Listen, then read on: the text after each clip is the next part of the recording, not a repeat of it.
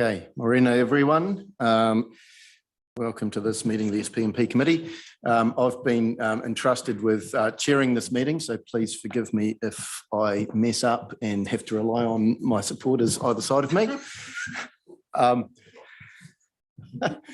Dale Marie, could I just ask you to start us with a karakia, please? Ina tātou I te whānau, whakataka te hau ki te uru, whakataka te hau ki te tunga, kia mākina kina ki uta, kia mātaratara ki tai. Kia hi ake ana te atakura he teo, he huka, he hauhunga, tihei, mauri ora.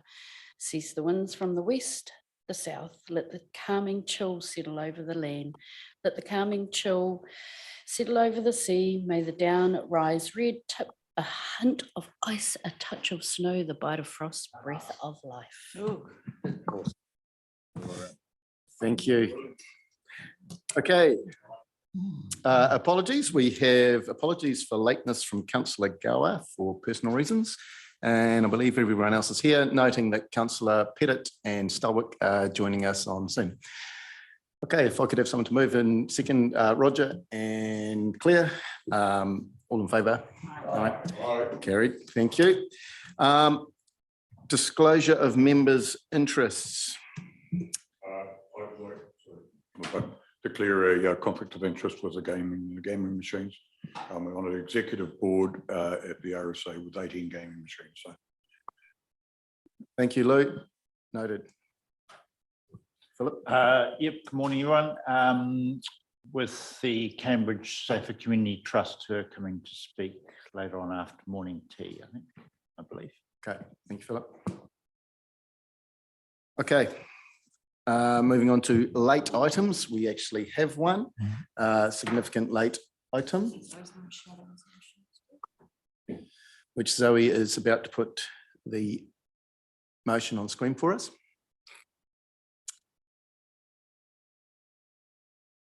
Okay, so this is going to be inserted into the agenda as item 13, I believe, is that right?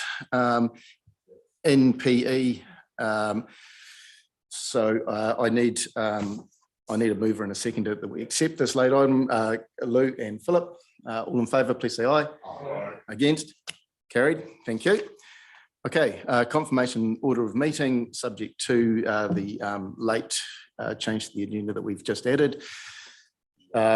Andrew and Bruce, all in favour? Aye. Against? Carried. Thank you. Okay, moving through to the minutes. We have two sets of minutes to approve. First one was the dog policy and bylaw. Second one, our regular meeting. Let's just start with the first one. So the minutes of the meetings held on the 14th and the 22nd of August. Does anyone have anything they would like to correct or amend in there? And I have a mover and a seconder, Claire and Dale Marie. If they are true and correct, all in favour, aye. Aye. Against? Carried. Thank you. The second set of minutes from 5th of September. Anyone have anything they would like to add or amend there? Mover and a seconder, please. Bruce and Claire, all in favour? Aye. Against? Carried. Thank you. Okay, that brings us to item 7, our long-term plan work program update. Welcome, Anthea, to speak to this, please.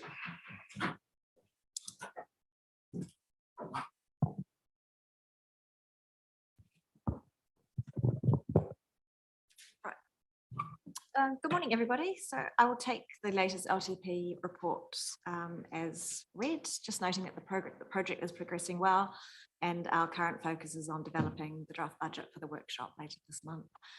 And as always, I'm happy to answer any questions you might have.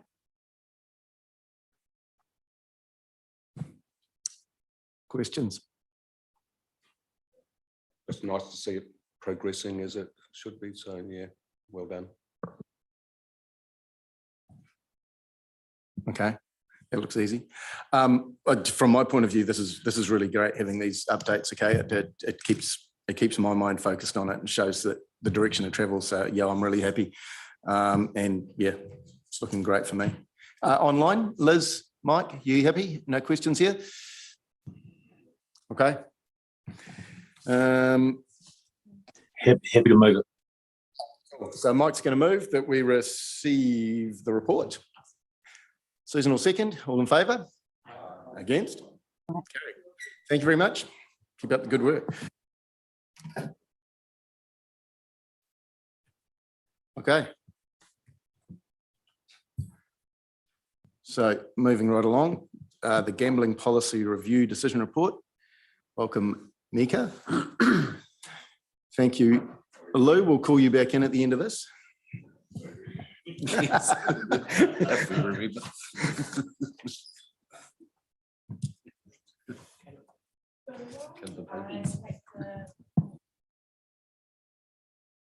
Red. So this is following up from a meeting that we had on the 6th of June, where the policy came up for review and it was requested by elected members to go out for engagement. This is the results of the engagement. I'm available for any questions that you might have. Okay, thanks, Mika. Yeah, obviously this is a very substantive item on our agenda today, and thanks for your work on this. I note that it's one of the purposes of the Gambling Act is to facilitate community participation in deciding how gambling takes place in our district. So I think the work that you've done following our first meeting on this has been really good. There's been a good level of engagement, and it has obviously facilitated that community input. So I'm very keen that we have a really decent debate on this today. We've got 40 minutes on this and we're already ahead of schedule. So we have a decent amount of time. Yeah, I would really like us to debate this issue from all angles to sort of critically test the arguments for and against the continuation of our policy or a change to our policy. And then ultimately we do have to make a decision today about whether it's our gambling policy is status quo or whether we're putting it up for amendment. Okay, so the resolution you'll see is in essentially two parts. There's A, B, and C that we received Mika's report that we acknowledge that the review is taking place as required, and that we receive the result of the initial community engagement that we have in front of us. So the suggestion is that we take A, B, and C, those resolutions now, and then the decision point, the either or, we will debate that and conclude with the decision point. Okay, so if I could have a mover and a seconder for A, B, and C, and that's Claire and Susan. Is everyone in favour of that? Please say aye. Aye. Against? Carried. Okay, great. And now the options before us, the clear decision point, whether we do or do not review our gambling policy. So I'm going to open up there. We've got plenty of time to hear from everyone, and like I say, I want this to be a really good critical examination of the arguments both sides. Okay. So yeah, thanks through the chair. Just a query regarding our ability to, not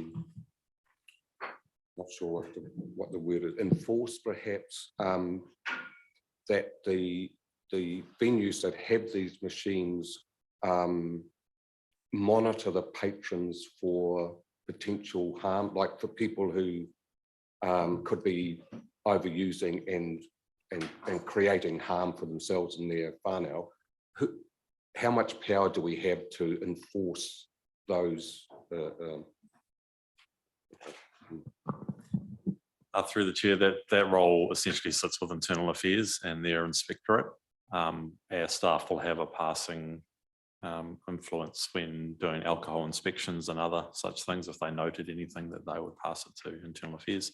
Internal Affairs have a dedicated inspectorate for that function. So just a supplementary, can I ask from your point of view how effective they are in carrying that role out?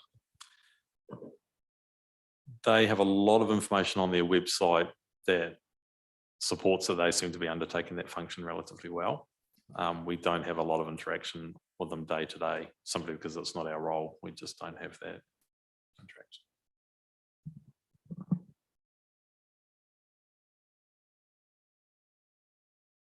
Roger.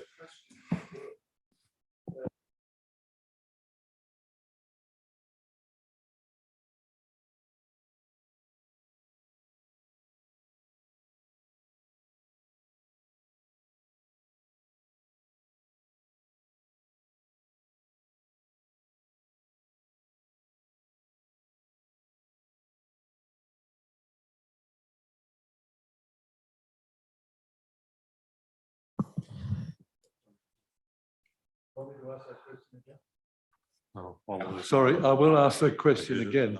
It was to do with the facial recognition software that is now available and how much uptake there is on that by the venue operators in establishing an environment of care within their establishments. Through the chair, I'm certainly not aware of anyone who's using it. I think it's very early days. There's probably a number of privacy tests and other types of information that they would want to be sure of before it became mainstream, but I'm sure it's something that the ministry will look at as an additional control in the future. Philip. Thank you. Just on that, with the cameras and face recognition, are they used in other industries? And if not, do they have to go through a privacy act?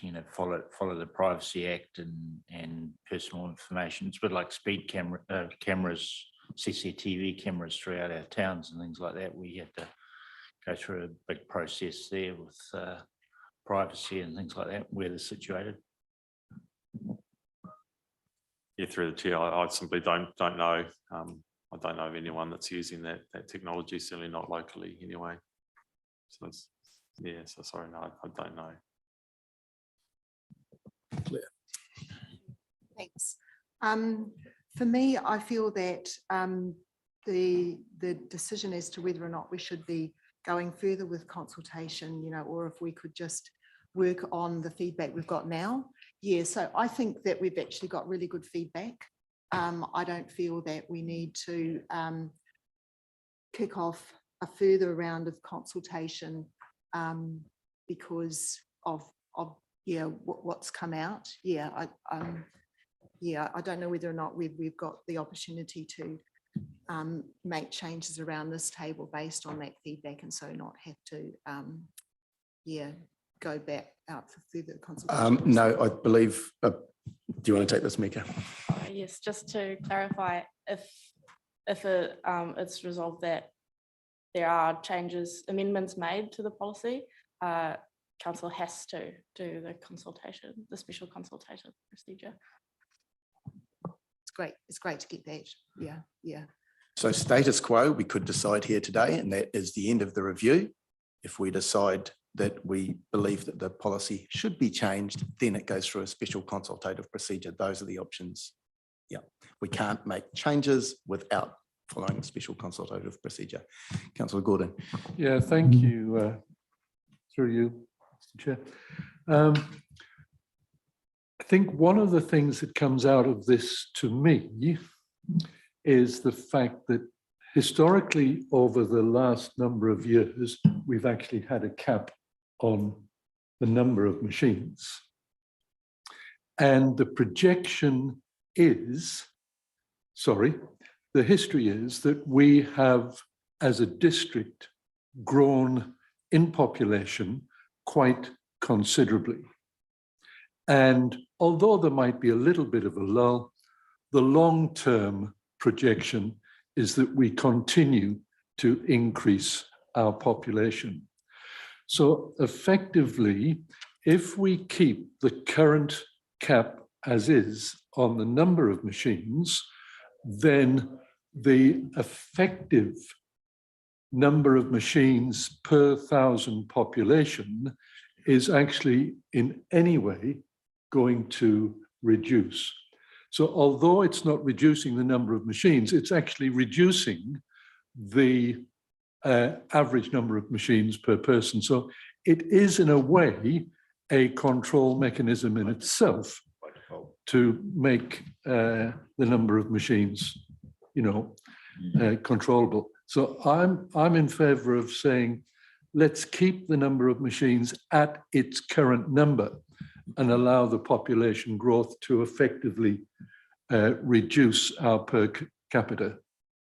So that's, I think, where I'm sitting. Councillor Brown. Yeah, thanks. Thanks, Mike, through you. Yeah, I take your point, and that's point is made in the report. I find this quite a difficult question. There's really pretty, to my mind, sound arguments on both sides. On the one hand, there is no doubt that gambling, whether it be these machines or online or whatever, does create harm in some of our community. But then lots of things do. Should we stop elderly women from riding push bikes on the timber trail? Which, I right at the moment would be in favour of, because my wife broke her collarbone on Friday, and yes, she did, and it's a pain in the backside to be more. Well, there's a collarbone. And she's in a lot of pain and all the rest of it. But I mean, we're clearly not going to do that. So I guess what I'm saying is activities can cause harm to sectors of our community, but do we take away the ability for people to make up their own minds about doing stuff? Because lots of people do use these things with no harm to themselves or their families and get some entertainment and leisure out of it. So, my argument was a bit facetious, I'll grant that. But yeah, there are both sides to the equation. I think one of the things that does not sit well with me is the numbers show that the more deprived members of our community use them more, and the funds tend to go to sectors that probably don't really need them as much. There's arguments there too. I mean, most sports clubs, and a lot of them do benefit, cater for the whole gamut of socioeconomic groups. But yeah, so look, I'm interested to hear more people put some arguments forward, because I'm really sitting on the fence on this one at the moment. Roger. Yeah, thank you. And I can agree with what you've just said. I think, however, that in today's technological era, there are so many other opportunities for people to engage in gambling that are actually easier for them to get into. I mean, the number of international gaming software programs that you can get on your phone quite readily that are probably easier to do than walking down a couple of blocks to the local outlet for the pin machines.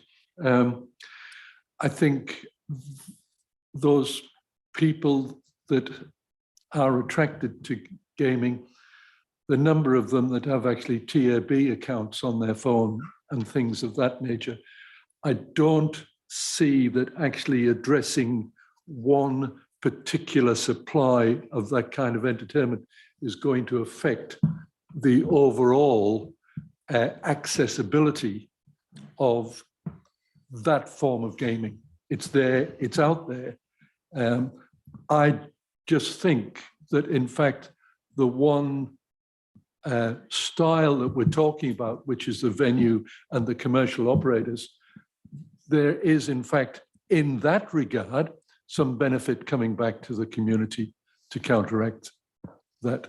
So I'm just wondering whether actually doing anything to the current supply of machines is going to have any impact on the readily available access to gaming. One of the things been worrying me about the the leakage argument that, you know, if we restrict gambling in Waipa, it'll just migrate into online offshore gambling.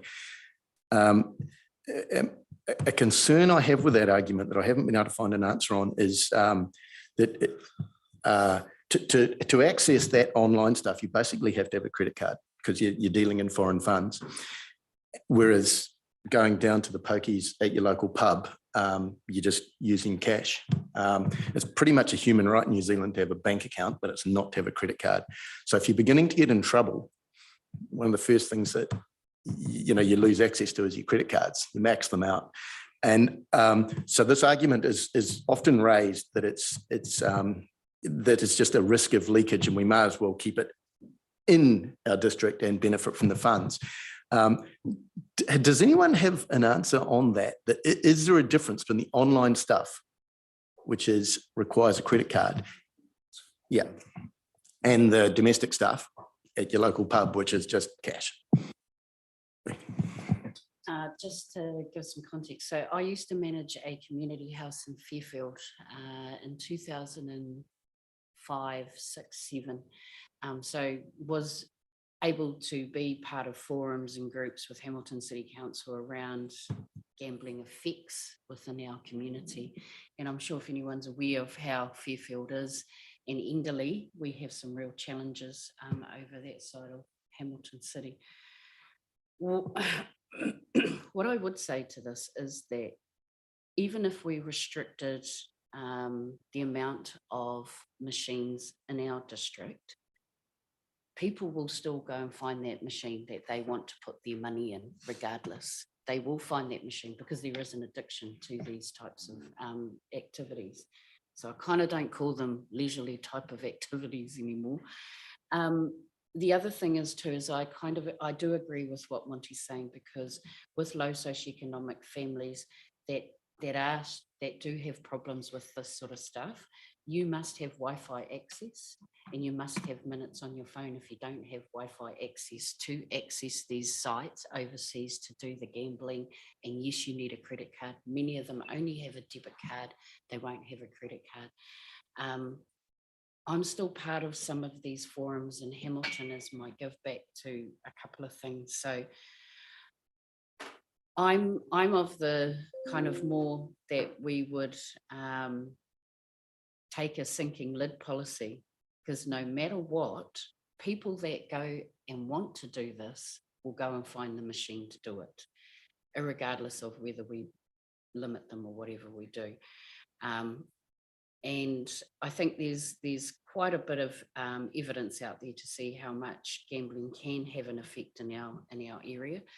So yeah, I'm keen for us to have a huge as debate on this, but I do know that families that do struggle, that are part of being engaged in this type of activity, they do need minutes, they do need Wi-Fi. They don't actually access as much online as what they do in person.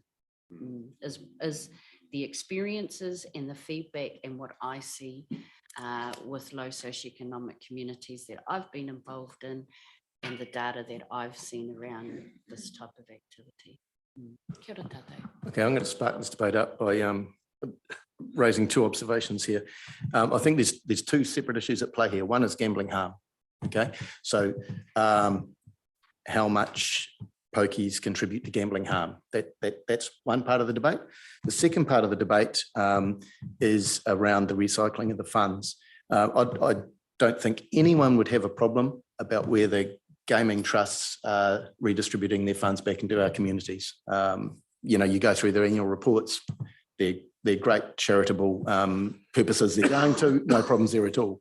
But the question that I want us to wrestle with is it ethical that we allow pokies to be dangled in front of our more vulnerable communities when there's a reasonably clear redistribution of those funds away from the more vulnerable towards the rest?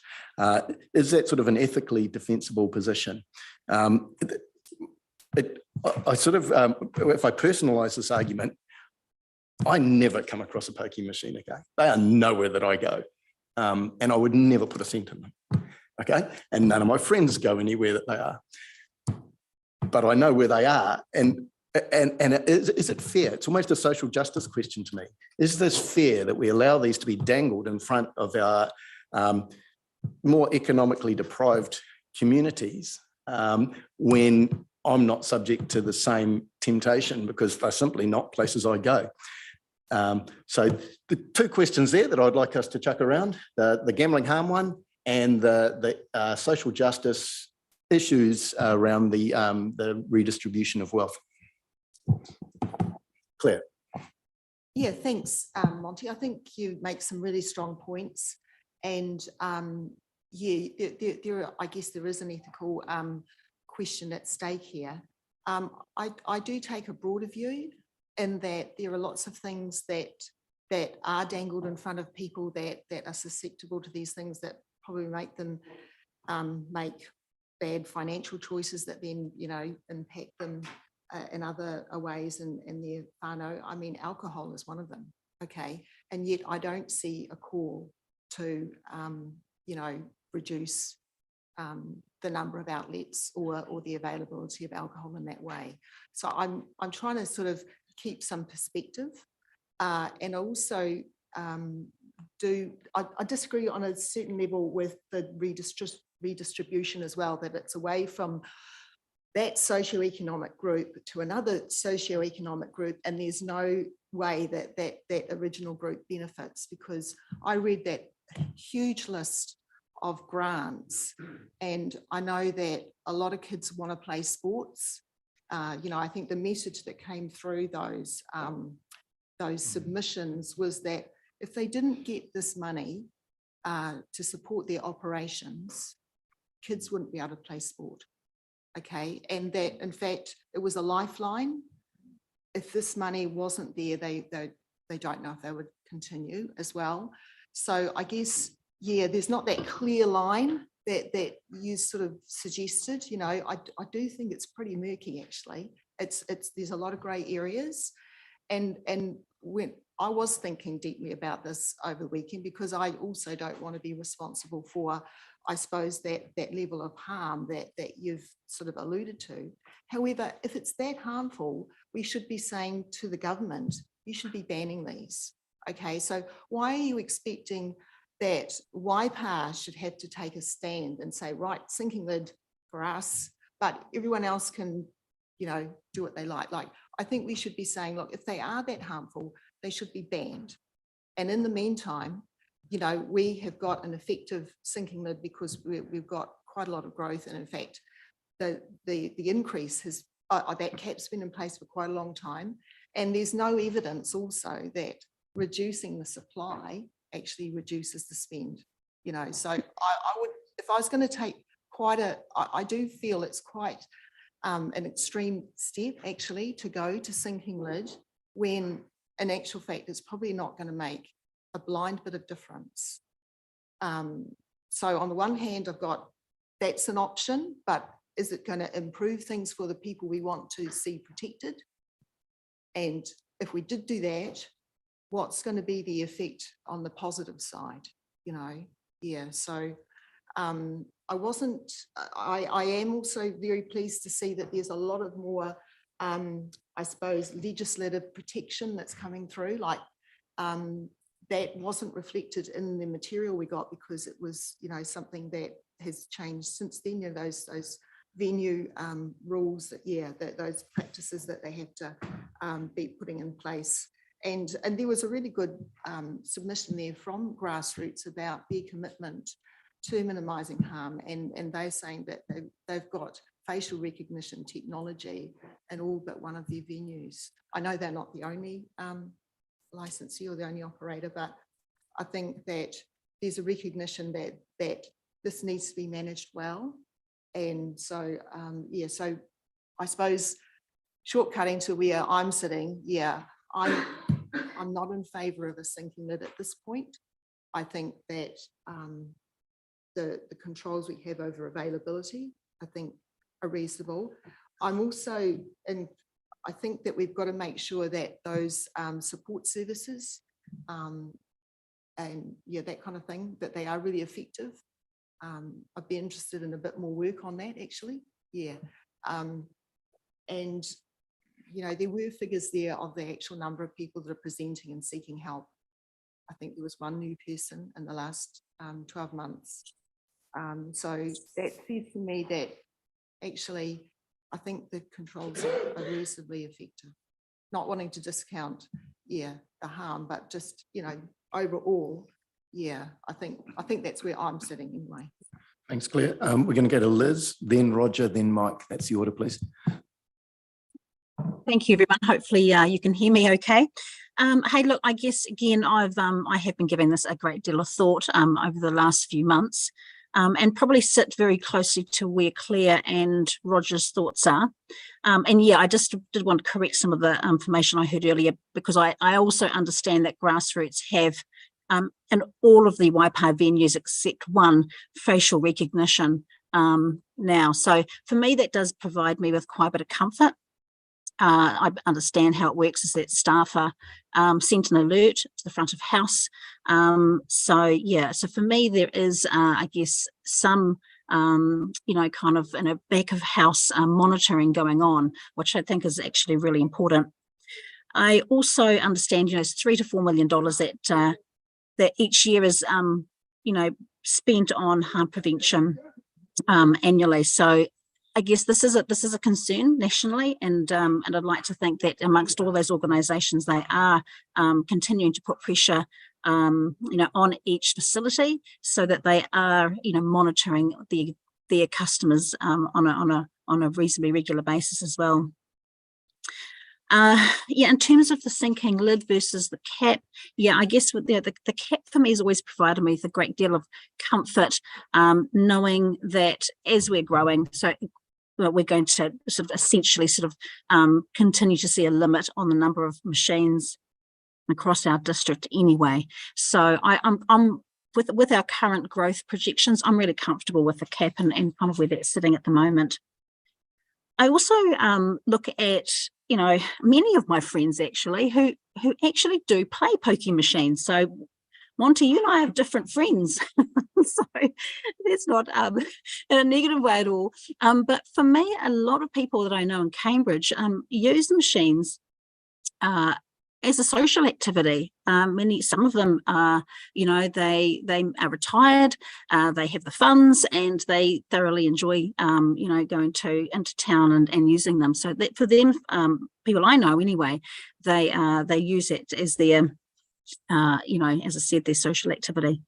And again, as Claire said, when I look at the huge list there of younger sporting organisations that do obviously receive funds, I know many of them would, you know, probably wouldn't be playing if they just couldn't have those new jerseys that they do get on an annual basis. They are often, you know, so many of those sporting groups simply couldn't probably afford that. Now, I do absolutely see a number of other sort of premium sports that are receiving a great deal of funding as well. But I'd also like to think, particularly across Waipa, that, you know, that you know, the benefits, I suppose, that I see with high performance sport and how it spreads through our community. Through eventing, but also, you know, the great deal of pride that we have in some of our high performance athletes, that it does sort of filter down, and our town is prosperous, and that filters down to employment opportunities as well. So yeah, that's probably where I'm sitting on this issue right now, is to probably keep the cap. So thank you. Hopefully you can all hear me. Yeah. Thanks, Liz. That was great. We're going to Roger then, Mike. Thank you, through you, Mr. Chair.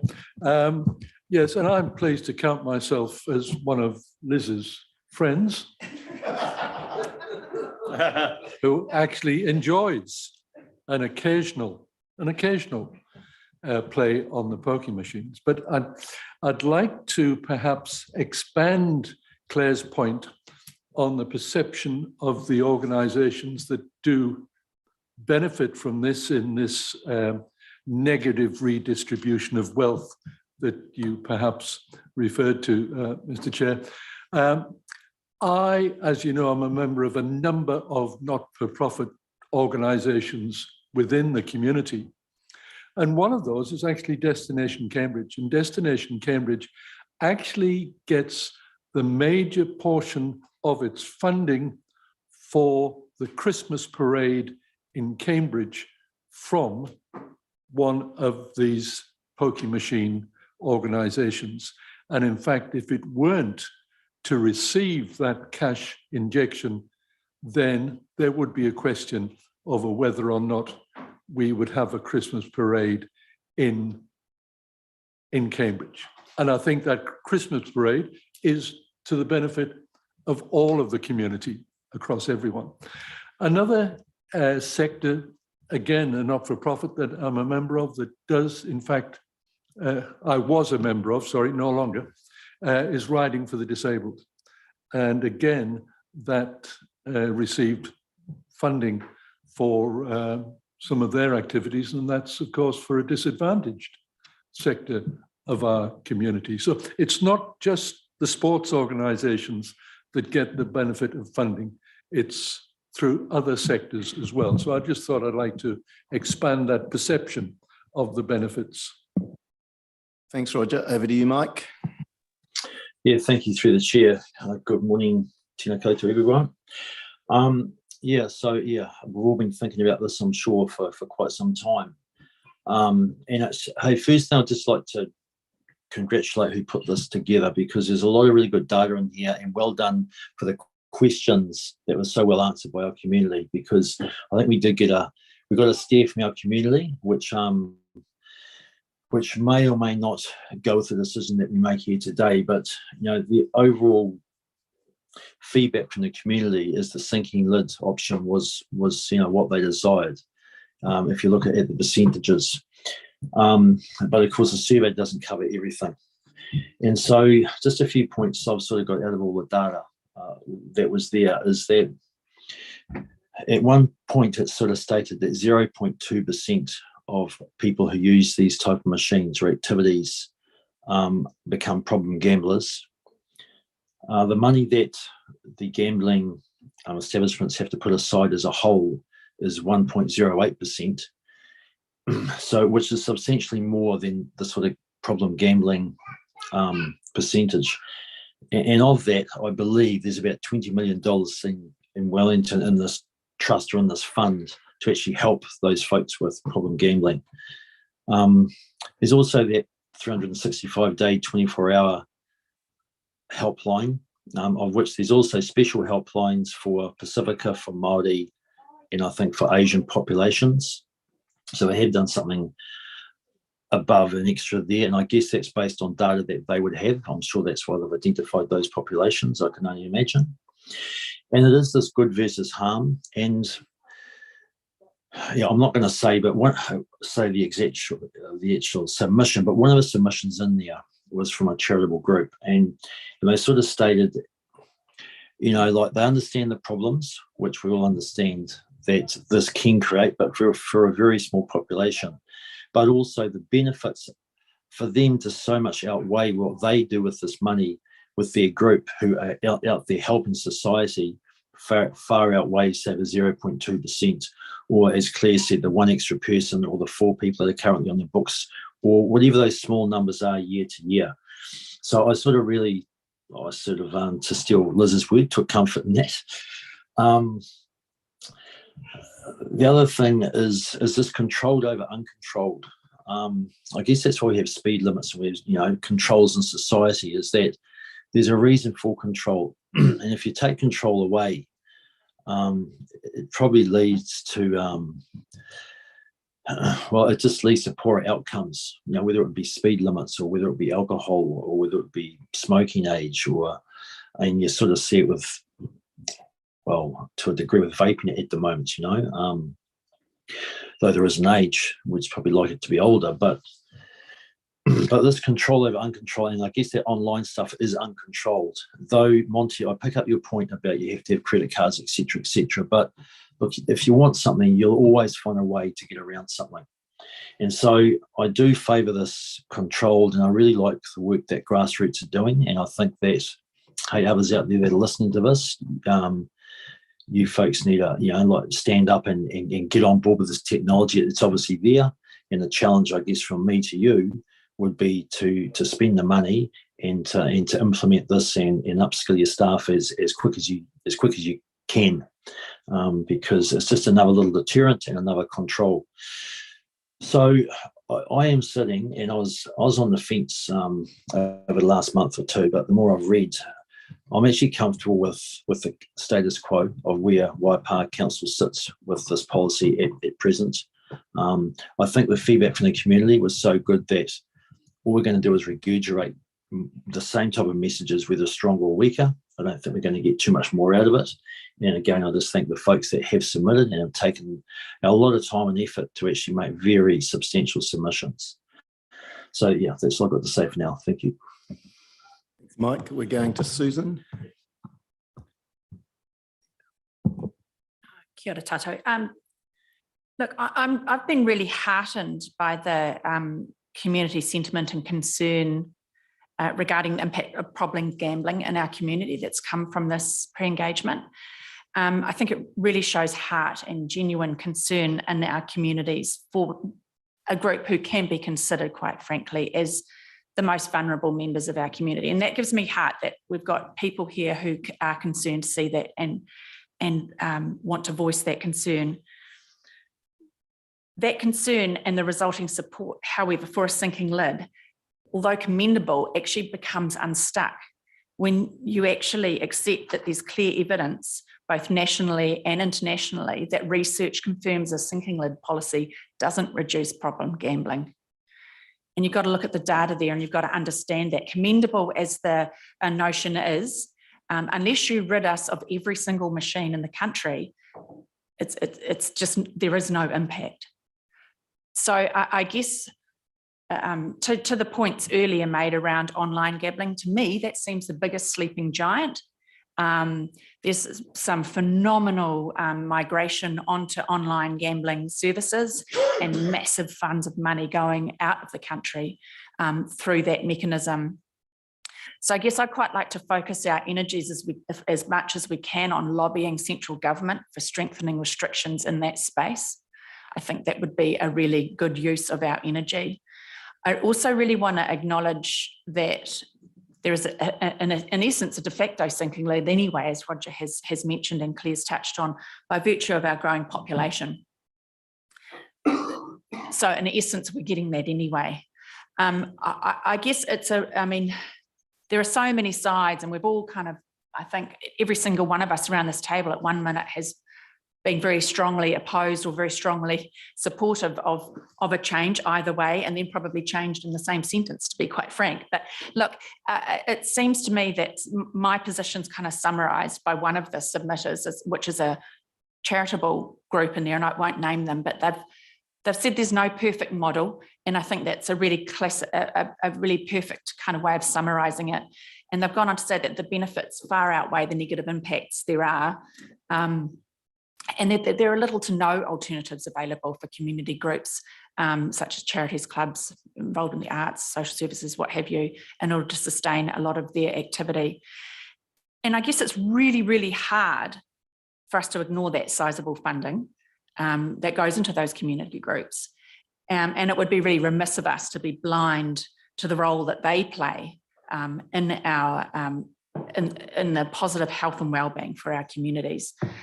So I guess I asked myself, what would our district look like without those groups? Because a lot of them have pretty clearly said in black and white in these submissions, it would be game over for them. And I guess those are the groups that are the glue of our communities. They're run by volunteers, and they're the very fabric of what makes Waipaha a really cool place. So I guess it's a huge moral conundrum for us all. None of us are blind to the harms of gambling.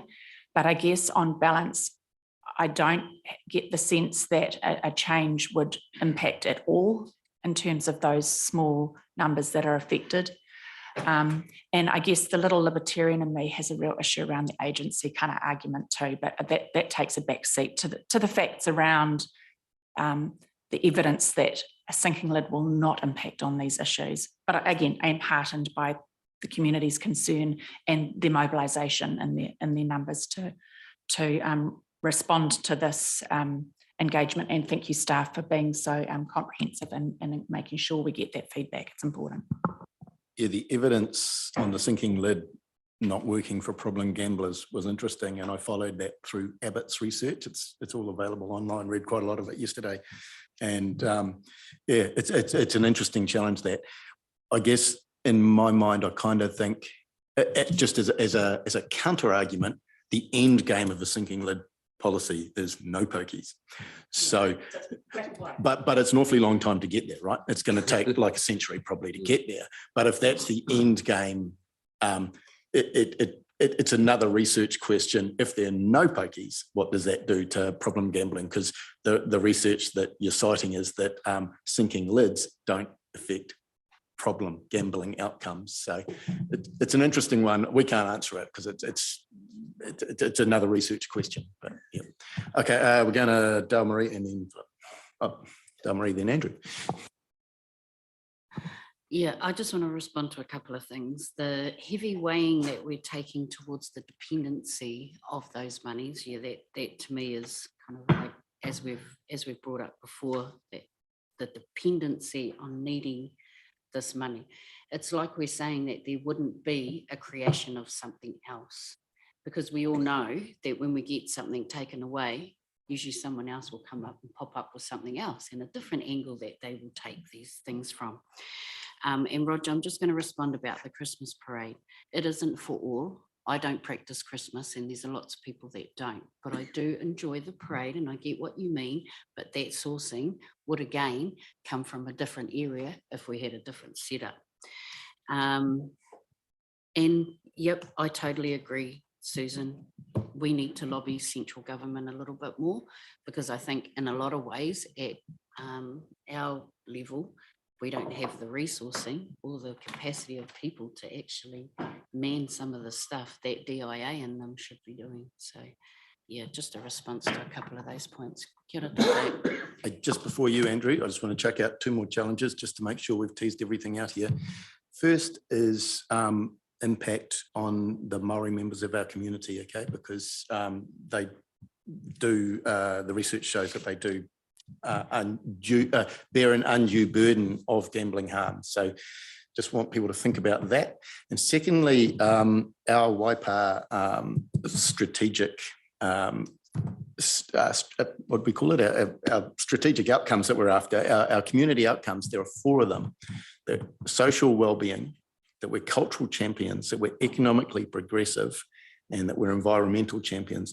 Now, the first 3 of those, I just want us to consider whether our gambling policy is compatible with those 3. Okay, so those are just trying to canvass all the arguments out there. So bear those in mind. We're going to be wrapping this up relatively soon. So to you, Andrew. Yeah, thanks, Mike, through you. Yeah, it's been interesting, and thanks everyone for their contributions. I guess one of the things I've been thinking here is, even if there are no pokies in New Zealand, there will still be problem gambling. There are other avenues. You know, I'm not saying that it wouldn't be less. I don't know. And I guess one of the positives, kind of a backhanded positive, is if the DIA measures we're talking about and lobbying of central government, that I am fully in favour of, helps identify problem gamblers through their use of pokie machines, that, you know, exposes an issue that may otherwise have stayed unidentified and untreated. Yeah, so, you know, that is a point that I wanted, and kind of, I think, in some way reflects on the avenues you raised. The other one that really sits with me is, though, do we take away choice of people, how people spend their time and money? Because it does impact negatively on a few. yeah, and I guess my answer to that now is no, and I'm so, you know, I'm looking at D&E as the choices I'm going for. But I'm absolutely totally in favour of everything we can to identify people who are, you know, coming to, the earlier the better. It's where I guess, you know, I want to do that. And look, on that basis, I mean, I'm going to move D&E, and I, you know, it's open for further debate, of course, but yeah, that's where I'm sitting, and I'll move that. Councillor Brown's moved. It's clearly the fill the room. Yeah, could I, sorry, Should we just second that and then debate it? No, just carry on. Carry on? Okay.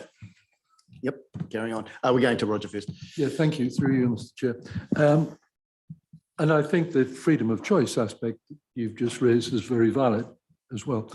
But we've only concentrated actually so far, and we've had a good exchange of ideas on whether we have a sinking lid or whether we have the status quo. And unfortunately, my computer has stopped working because it's run out of gas, which has nothing to do with the issue, by the way. But if I recall, one of the other aspects of this policy that we were asked to look at was the transferability of licenses, and that if an operation closed, then in fact the pokies that were in that operation, that number of machines and sites was actually lost if we weren't to have the transferability. That's correct? That's the sinking lid. The relocation policy is the other part of it. So Yes. there are actually three things we're considering. Essentially the sinking lid, the TAB we haven't actually spoken about, but whether more TABs or not, and the relocation. Yeah, Mika, relocation do you want to is- jump in there, Mika? Am I right? You don't want to add anything? Those are our three issues. We've focused mostly on the sinking lid so Yeah. far. So the relocation is just something that I would like to comment on, and that is that if an operation closed temporarily and the licenses were no longer being utilized, then as currently in Cambridge, we see one of the venues actually totally being closed down, totally being refurbished, and then will be opened up as a better facility and with better services, which would hope that it becomes a better venue, including the pokie machines then being reutilized in that venue. Is it? I'm correct on that relocation aspect? Yeah, through the chair, I don't think that example would be a relocation because they're staying where they are. But if that premises decided not to keep the gaming machines, then the trust would have no ability to relocate them somewhere else. Yeah, and it could go into a better venue than they were previously. That's true. It could Yeah. go. Yeah, so I would be in favour of keeping the relocation policy as is under the current cap on machines. I just thought I'd introduce that as an aspect that we haven't covered. Councillor Pettit, hand up. Yeah, thank you through the chair. Yeah, just carrying on from Councillor Gordon's comments there, and there was a comment in one of the papers about the relocation model does allow for venues to shift from more deprived areas into like more high streets and towns, etc., which I guess are just sort of general population. So that's another reason too why that relocation strategy staying in there to me is actually quite a positive one. And again, it's a challenge to these organisations of, we all see the benefit, but we all know about where the most harm is, and it's in those most deprived areas. And I guess the challenge to you folk is to, when the time arises, how can you take your businesses away from these areas, these more deprived areas, into more middle of the road areas, general population areas, where probably more of the funding goes back to anyway. So yeah, I guess there's some challenges we are issuing. It sounds like this is going to pass, which I'm comfortable with, but there's some challenges we are throwing back to the industry, and maybe more outside of Waipa also, where there really are a lot more deprived areas than our deprived areas in Waipa. So we can lead the way by sending the right signals. Thanks, Mike. To you, Bill. Kia ora koutou. Sorry, my apologies for missing the karakia this morning and acknowledging that Dale Marie. Kia ora koutou. There's a couple of things here because you've raised it, Mike, in terms of the effect of gambling on Māori. And I just wanted to acknowledge in the paper, Mika's late engagement with Ngā iwi tōpū. And the way it's been expressed in terms of the outcomes from Ngā iwi tōpū, there wasn't an outcome. There was a great deal of debate, both pro and con, very much like is going on at this table, about the ways in which Māori also benefit from grassroots trusts and other places. There's also a lot of the schools, we participate in those sports as well. And yeah, as Mika has reported to us at council, there wasn't an outcome from Ngā iwi tōpū. So, I think that that would tend to indicate to me, certainly, that I'd have to go with the status quo as opposed to something that Ngā iwi tōpū was not in favour of. So you asked about, Māori's position in this. Well, I totally understand that, yeah, we've been affected by it. And looking at the information that's come back from other engagement, not just in Ngā iwi tōpū, there was a very low turnout for mana whenua in those responses that were given. And I picked that up as well. So, yeah, well, thank you again, Mika, for making time available to come back and the late engagement with Ngā iwi tōpū on this. Thanks, Bill. Just the TAB question. Is everyone happy with our current TAB? I did ask to speak. I mean, I indicated I'd like to speak, and I thought you said you Oh, sorry, Claire. Sorry, I missed it. Yes, sorry. I thought it was a yes, no, yes. Oh, no. Claire. Yeah, thanks. So I'd just like to respond to a couple of things about the deprivation areas, I guess, where they're located. Like, could you pick up that there's an anomaly about the way it's calculated? Yeah, and so actually CBD areas come up as high deprivation areas. I'd just like to put that out to you, Mike, because that's where a lot of our venues are actually located, but it doesn't mean that they're actually in areas, yeah, that have got lots of people in the lower socioeconomic echelon. That's all. Yeah, and also Monty, your comments about well-being, like that is, one of our, I suppose, pillars and things like that. But doesn't mean that we identify a problem and just take the most extreme action, even though perhaps that action is known not to be particularly effective.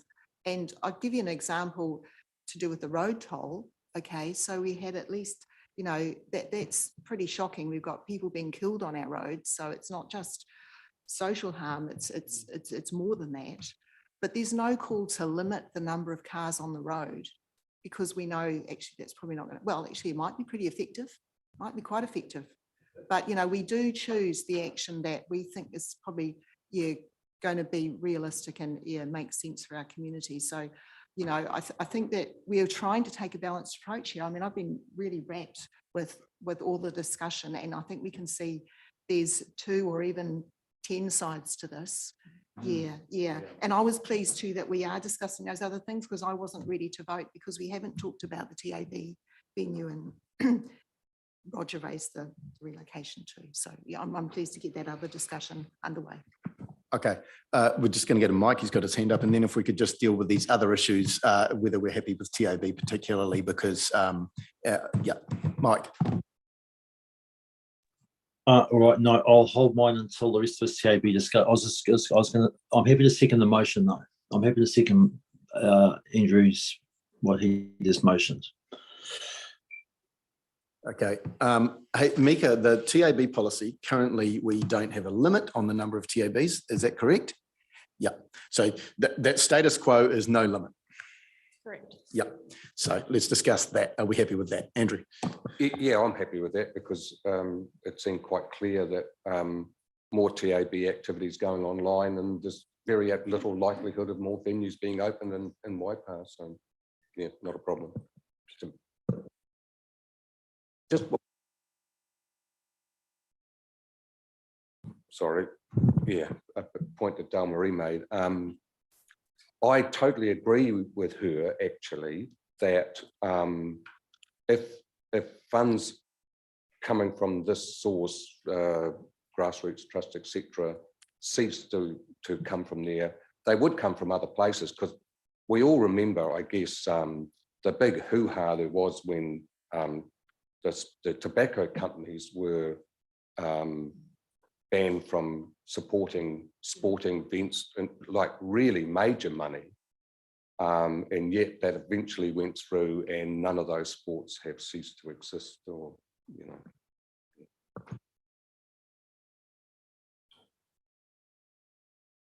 Okay, Mike. Yeah, look, through the chair. Yeah, look, and I've used that argument before too. If you look at national netball, etc. But the difference here is these are a lot of small organisations that get these little grants. You know, those back in the day times when smoking and then it was alcohol took over, and now they're sort of diminishing for similar reasons. But they're dealing with national organisations. These are little organisations like, you know, clubs and schools and social good trusts, etc., that are aligned on this money, and there's no way, you know, there's no way that we're going back to big smoking companies or who knows, the big vaping companies that are coming online, taking the place of all these little small events. And the Christmas parade was a good one. I mean, it used to be sponsored by New World. So yes, like Del Marie said, there's definitely avenues for little things like that for communities to get on board. But again, there's only so much that local businesses and philanthropic folk can actually soak up before they become exhausted. So it's all fine to say, because there's so much money given back by these gambling trusts.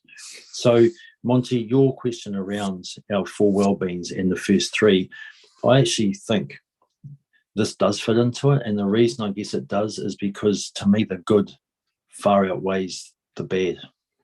And that's how I justify it to myself. Thanks, Mike. Just make a point of Yeah, sure, Roger. clarification. Just following on what Mike has said, New World is still the naming rights sponsor of the Christmas parade, but the cash sponsorship comes from one of the organisations. So sorry, I just thought you'd said that you thought that New World was no longer sponsoring. It is. Sorry. Okay, look, I want to start bringing this to a conclusion. Does anyone else have anything they want to add on the relocation policy or the TAB that we... Okay. Mika, do you have anything you want to add at this juncture before we put this to the vote? Yes, thank you. I guess I just wanted to clarify a point that Mike raised, was just with the relocation policy as it currently stands, doesn't necessarily mean that if a venue chooses to relocate, they will relocate to a better venue. I just wanted to make sure we're clear on that. Cool. Okay, thank you. Look, I'm getting a really clear stare from the room. We have a motion in favour of D and E, which is status quo, moved by Councillor Brown. Mike, you indicated you were prepared to second that. Is that formally, are you happy to second? Nod? And yes, yes, I am. So I'm gonna put that motion. Everyone in favour, please say aye. Aye. Against, and look, I'm going to vote against, okay? And if that could be recorded, thank you. And we will pass, consider D and E as carried. Thank you very much, everyone. I thought that was really good debate, canvassed those issues well, and yeah, thanks for everyone's input. Okay, morning tea now, thank you. We are back here at 10:20. Thanks, everyone. Spot on time, Mike.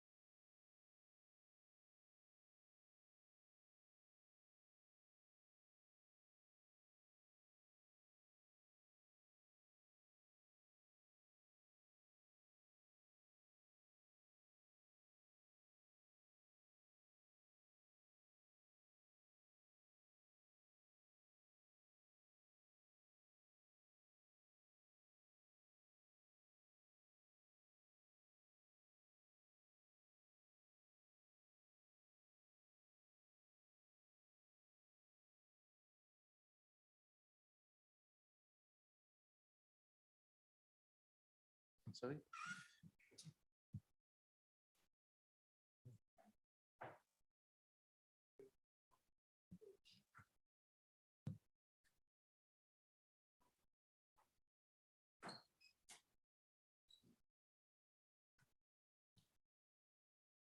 Okay, everyone, welcome back.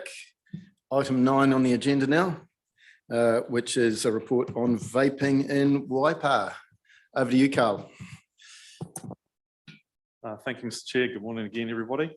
So this report fell out of a discussion during the gambling policy, I believe it was, when I undertook to provide some comments on where vaping sat with council from a compliance or regulatory perspective, but certainly in the early stages, it was pretty clear that the report was only confirmed that our involvement in that space is extremely limited, and that any options that council wanted to look at would sit in a wider area than that. So I'll take the report as read and acknowledge the number of other staff and Te Whatu Ora staff who have assisted, because it's sort of moved out of my wheelhouse, so to speak, from a compliance regulatory into a much wider space. So yeah, certainly take the report as read, and I guess the key factors, not surprisingly, are summarised in the conclusion, along with some of the options that council could look at between now and I guess the key date being August next year, when the existing smoke-free policy is due for review, and that might provide an opportunity to consolidate some of that work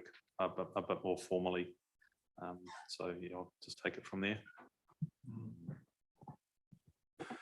Liz, over to you. Thank you, Mike. Hey, so I guess, you know, we've been talking about vaping for quite some time. In fact, a number of us will remember that when we were looking at mobile traders in Cambridge, along Victoria Street there, we went to great, I guess, extent to have that particular, there was a vaping mobile trader at that location, for view of a number of our youth. So we went to great lengths to ensure that that wasn't, that visibility went away. So look, I completely agree with the conclusions. I think we need to do more. I think this is an absolute epidemic in New Zealand, and I really, really feel strongly that if there's anything more that we can actually do around this, I'd be absolutely supportive around it. So yeah, that's my feeling around vaping. And I can certainly see in the schools and things like that too, it's been really problematic. Andrew, then Roger. Yeah, yeah. First, thanks, Carl. Interesting report. And I totally agree with Liz. Whatever we can do, this is a scourge. The thing that resonated with me was your comment that the current advertising against vaping is not resonating with our youth, and that's a damn shame. I haven't got a solution, but yeah, anything we can do to have a negative impact on the incidence of vaping in our community is I'm all for. Roger. Thank you, Mr. Chair. Yes, I agree on both of those last two comments. I think the thing that gets me about vaping is where it was possibly introduced as an alternative and to get people off cigarettes, then the situation is with the youth that they're just going straight onto vaping. And so it's not a deterrent to do something else. It's just something that they're just going straight into, and that really concerns me. And some of my understanding, sorry, not having taken any, but my understanding is that some of these vapes are high concentration now, and I don't think that's good. So really, I think it'll be a necessary discussion that we need to have during this next period. Yeah, good. Okay, over to you, Councillor Pettit.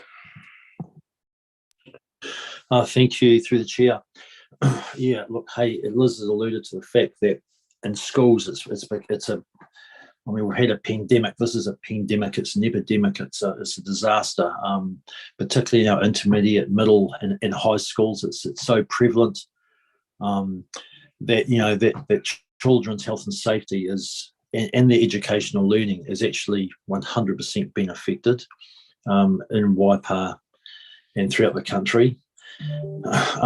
So one of the things, so I agree with everything in here, and I agree with recommendations apart from maybe just specifically us working with those intermediate, middle and high schools, not just setting up a youth council or something like that. But the other thing is I really think we need to get our local MP, Louise Upston,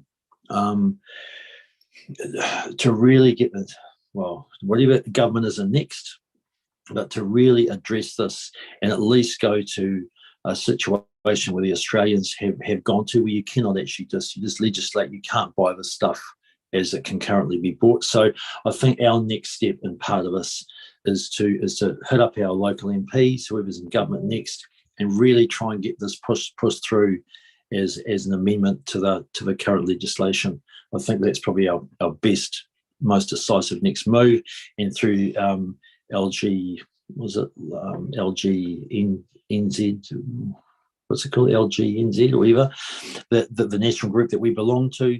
That's where we really need to get all 70 odd councils, 67 councils on board and push to change the legislation. Yeah. Thanks, Mike. We're going to Claire and then up to you, Liz. Yeah, thanks through you, Mr. Chair. I was going to comment about the school situation as well, because that didn't come through in the staff report. And I'm just really shocked at what's happening there, and that something needs to be done, really promptly. But I'd go further than just involving the local MP. I mean, I know Australia introduced a change where you could only get vapes with a prescription. And if you don't have a prescription, I would imagine that schools could confiscate any vapes, okay, just like that. So I'd be really keen to see, it's just a minor change, but it just gives far more control, over what young people are doing. That's all. I don't think it needs, I'd love to see a youth council as well, but I'm just really keen to see, some legislative change. Thank you. Okay, Liz, over to you. Yeah, look, I just wanted to kind of check with my fellow councillors and make sure we're kind of all on board with this, and I presumed we would be. But heck, one thing that I guess, I'm going to say it out loud, and that is, who's leasing these premises? The people that are operating in these in the buildings are not the landlords. And I think as a community, we should be putting pressure on those commercial building owners around, this is not an activity we want to see in Waipa. So I know that we're not going to add that to our list of recommendations. I know we can't, but I just feel that community pressure is something that we can do. And that could be way more effective in my mind in the short term. Just on that, Liz, you're talking specialist vape stores there. A significant proportion of these are sold in general retail, are they not? Yes. So, well, they're at both. So I think we've got both of those. We've got, we've got sole vaping stores in Waipa. We've also got vape products sold in some of our retail. But again, I think that landlords do have a lot of, they have the ability, I think, to put a little bit of pressure on some of their leases around products that should or shouldn't be potentially sold in there. But hey, look, as a community, we can even just talk to perhaps some of the business owners around this as well. I just think that this is very problematic, and I've had some conversations. Just obviously I'm overseas at the moment. I don't think this is international. I think this is a New Zealand issue right now, and especially in young youth. It seems that it's not prevalent in Europe. It's not something that young children are doing, but in New Zealand it is, and that's really, really worrying. Okay, Lou. I'm going to approach this from a different point altogether, but I deal with e-waste, and vaping products, we cannot recycle them at the current point in time. They actually have an aluminium base, especially the single-use ones, and they're disposed all over town, everywhere. They are a problem for all of us. And I actually believe that we could actually ask these retailers to actually comply with the regulations. They certainly have the removable battery, but also have a product that will be disposable, that we can get rid of it. But I think we can challenge them very much on this. I'm very much against vaping. I feel it's very addictive. My daughter is a college teacher and she'll tell you it's endemic. I agree with Councillor Pettit on that. And at Te Awamutu College, it's really endemic at the time. So I believe that perhaps we look at something that laws that we can actually change and make effect. Also, would we approach our MPs to do what they did with tobacco and put up a tax as they did with tobacco? This is something, okay, to make it less attractive financially, because all of this is actually affecting our society. I'm really, really quite emphatic about that. Thank you. Thanks, Lou. Susan. Yeah, look, I echo sentiment shared around the table. I mean, I think vaping is absolutely revolting, to be quite frank. And I think the government has actually really dropped the ball on this. It came in under the guise of being some kind of therapeutic measure to alleviate addictions to tobacco, and instead has blossomed into this entire new industry, which I don't think is accidental, but that's just my thinking. Look, just give you an update in terms of LGNZ activity around this. I understand at the AGM in 2022, a remit was put by Kaipara and supported by the group, asking the government to restrict the sale of vaping products to R18 specialist vape stores. There was some minimal change made around some legislation at the time. And their remit at the time received extensive coverage in the media. Off the back of that, LGNZ requested a meeting with the Minister of Health to discuss that remit, but due to competing priorities, that meeting hadn't happened. And that's the update as at the most recent AGM. So that gives you some idea of where it sits, what it has sat, and the priorities in the Ministry of Health. But look, I've circulated to you all an email I received from a young person who's active in anti-vaping circles, calling on us to act and lobby central government. I have absolutely no issue with pressing our foot down as hard as we can on those points that are raised there in that email. You will have heard, it all hit your inbox momentarily a short time ago. So look, and I've sent you the response that I sent to them on that point. So look, just blows my mind, absolutely blows my mind that we've got ourselves into this state.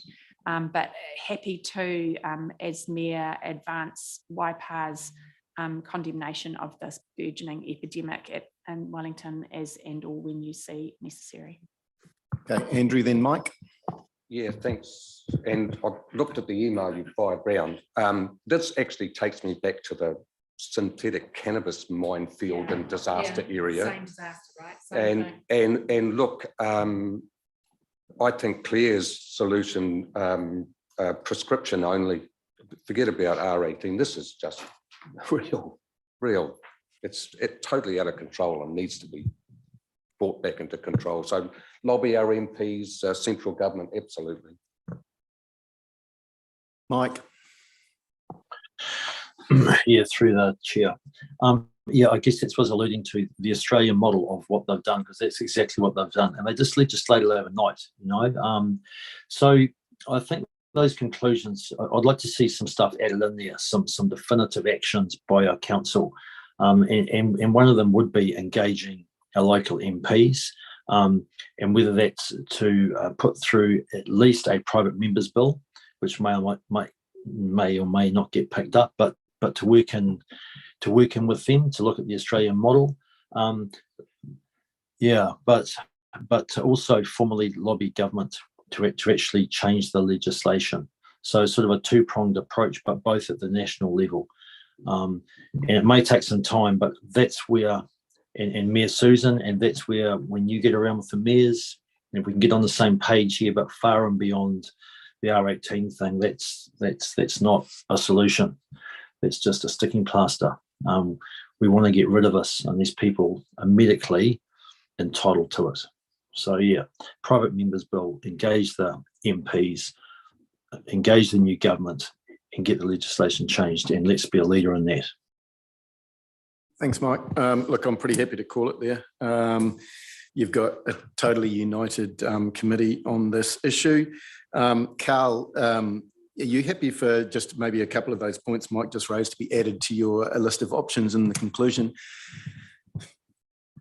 Yep, absolutely. And I'll obviously go offline and have a look at some of the best options to progress that in the meantime, and then perhaps provide updates through your weekly update or something along those lines of the progress that's been made. Yeah, great. I think you got a really clear stare from the political branch of council that fully support all options available being pursued.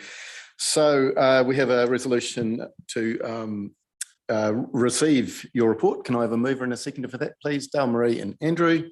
All in favour, please say aye. Aye. Against? Carried. Thanks, Carl. Okay. Next item is Public art. public art. Item 10 on our agenda. Welcome up, Anne. And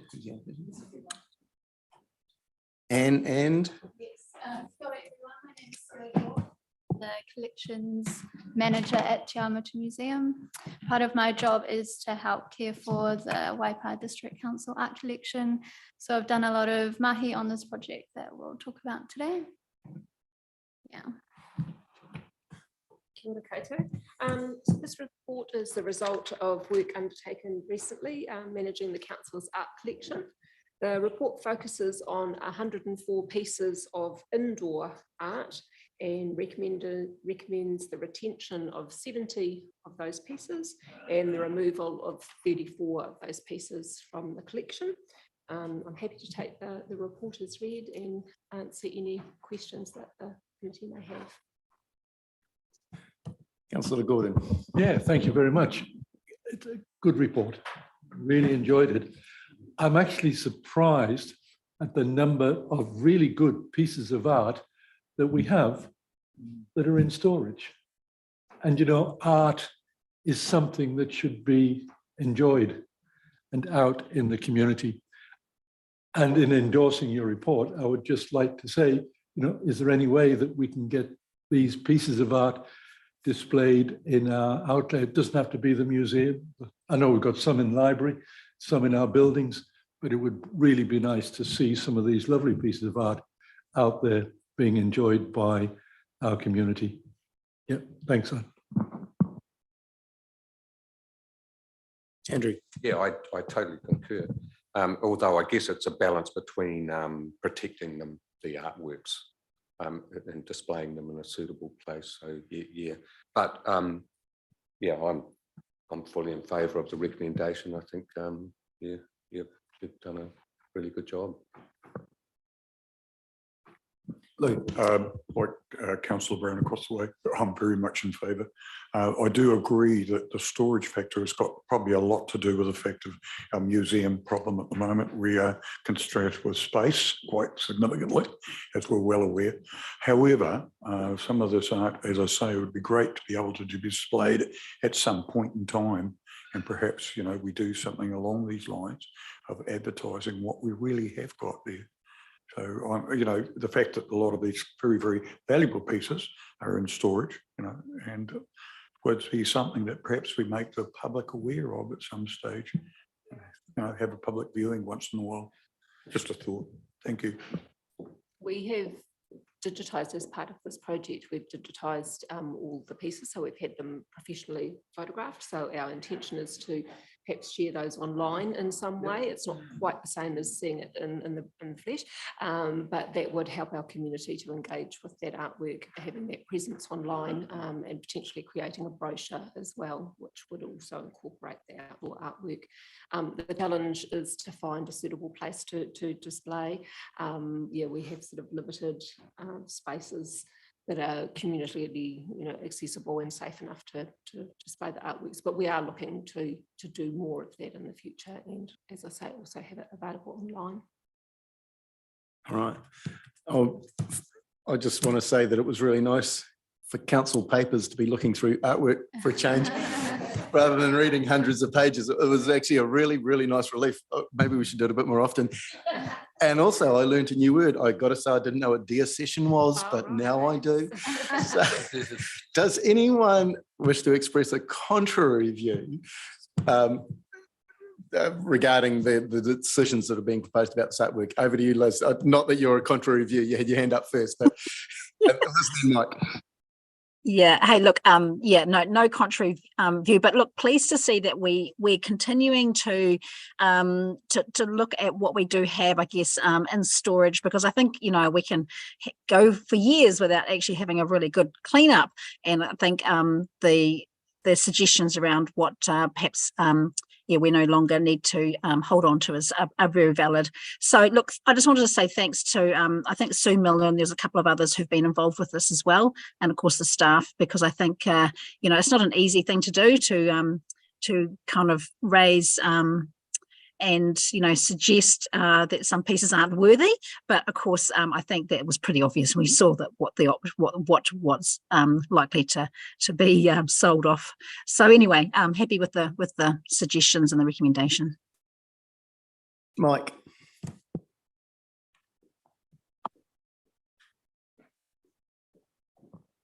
Sorry, it's a bit of a tongue-in-cheek comment through the chair, but on page 402, I see there is no valuation for the Magic netball team. We've got Magic, and I see my wife's in there, so I'm not going to tell her that she's of no value at all in that photo.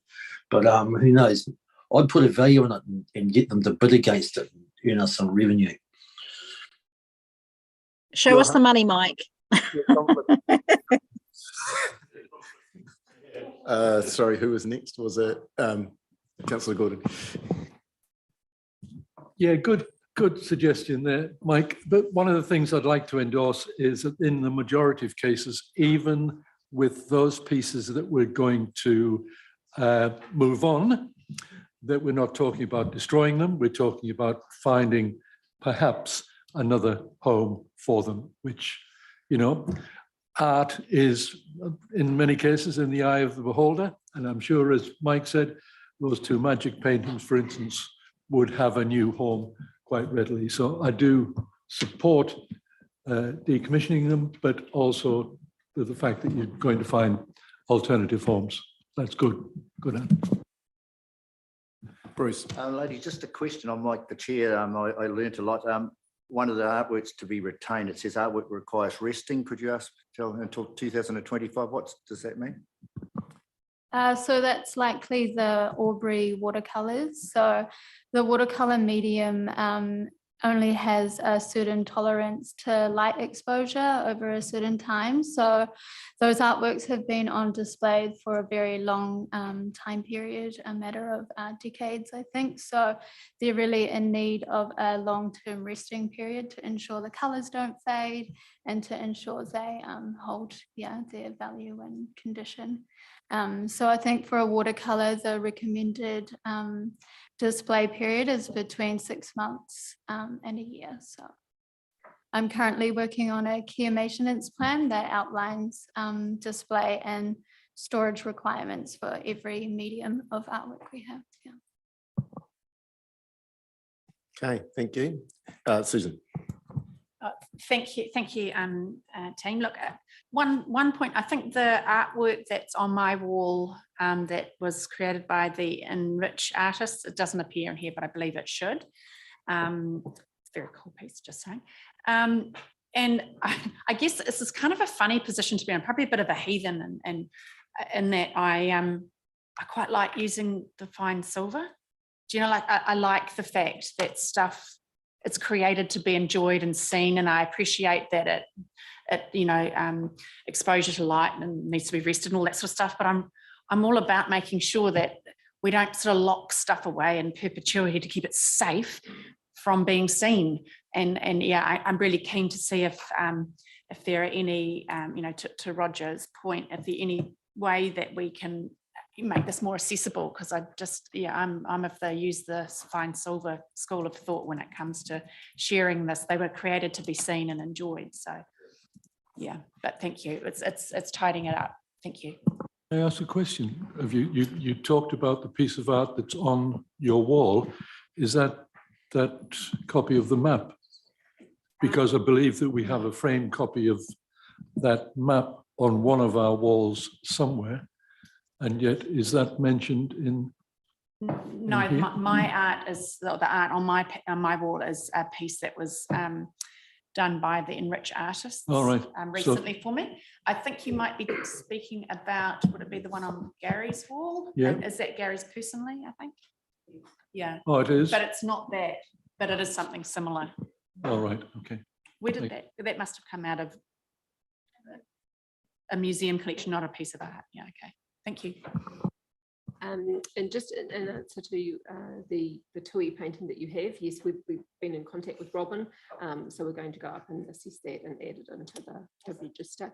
And also, yes, appreciate that the art needs to be out and about. It's just that balance of the care and finding somewhere suitable, but we are working on that as part of the management plan going forward to ensure that more of it is out more often.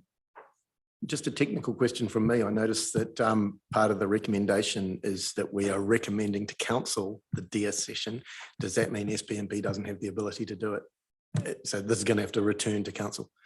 My understanding, yes, is just a disposal of asset has to be approved by full council, and these, no matter the value or the size or type of asset, it has to go to full council. So as part of our review of the public art policy going forward, we might change that slightly, the process, so that we don't take up too much of council's time. That was a new thing that came to us, that the actual disposal has to go to full council. Claire. Really enjoyed the report. Thank you for all the care that was taken in presenting it, but I'm very happy to move the recommendation. Thank you. I was just about to ask for that. So there's 3 recommendations on page 329 of diligent to receive the report, to agree for the retentions, and to recommend the deaccessions. Claire is moving and Dale Marie is seconding. Everyone in favour, please say aye. Aye.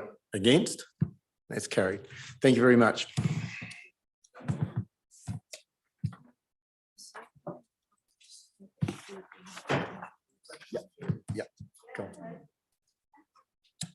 Okay, next it's my pleasure to invite Eileen Hawkins up to speak to us. Now, in my role previously on the Cambridge Community Board, I was the Cambridge Community Board rep on the Safer Community Trust in Cambridge, so I had the pleasure of working with Eileen, and Eileen has asked to come just to speak to us, just as a general catch-up, I believe, and to promote the work that the Trust is doing. So over to you, Eileen. Oh, I think, no, you're fine to be here, believe Philip. Philip is a member of the Safer Community Trust, but this is just a general information piece. There's no decision required. I'm perfectly happy for you to stay here. Okay, can you hear me if I stand? We can, that's good. Is that okay? Thank you very much for having me here to speak today. And before I begin, can I just ask, who's heard of the Safer Cambridge Trust? Anybody? Oh, a few, okay. And who's heard of Cambridge Neighbourhood Support? Oh, a few more, that's good. And who's heard of Cambridge Community Patrol? Scott, very good, okay. Well, I think it's pretty good, but not really enough. And that's why I'm here to talk to you today, because we believe that there's not a really good awareness of the Safer Cambridge Trust, as well as Cambridge Neighbourhood Support and the Community Patrol. So I want to talk to you today about who we are, why we're relevant, what we do, and what you can do to help us. So first of all, I'm Eileen Hawkins, and I'm here from the Cambridge Neighbourhood Support. And Cambridge Neighbourhood Support is run by the Safer Cambridge Trust.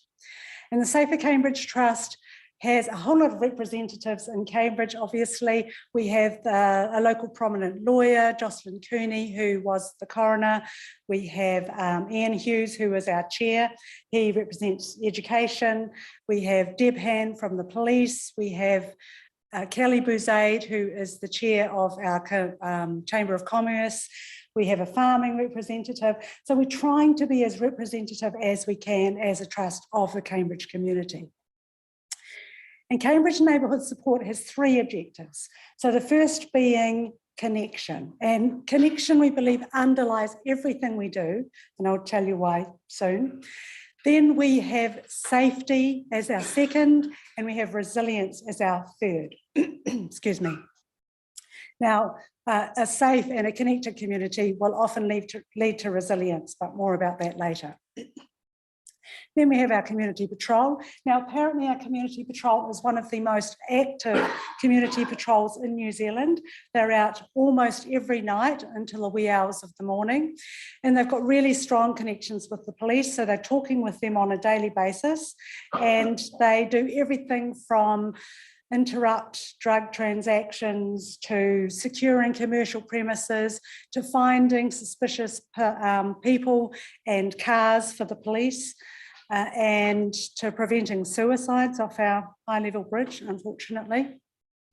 So they're very active there in the community as well. So that's who we are.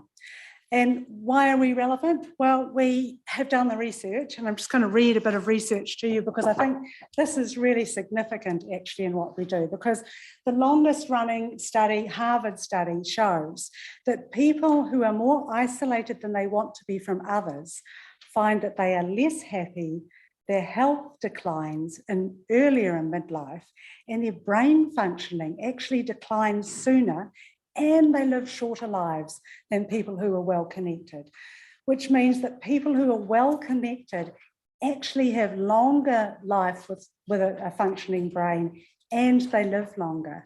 So, our work with connection is really important for the well-being of the community. But I also know that the council's vision is to partner with communities to promote well-being and also social resilience. So our goals are very much aligned.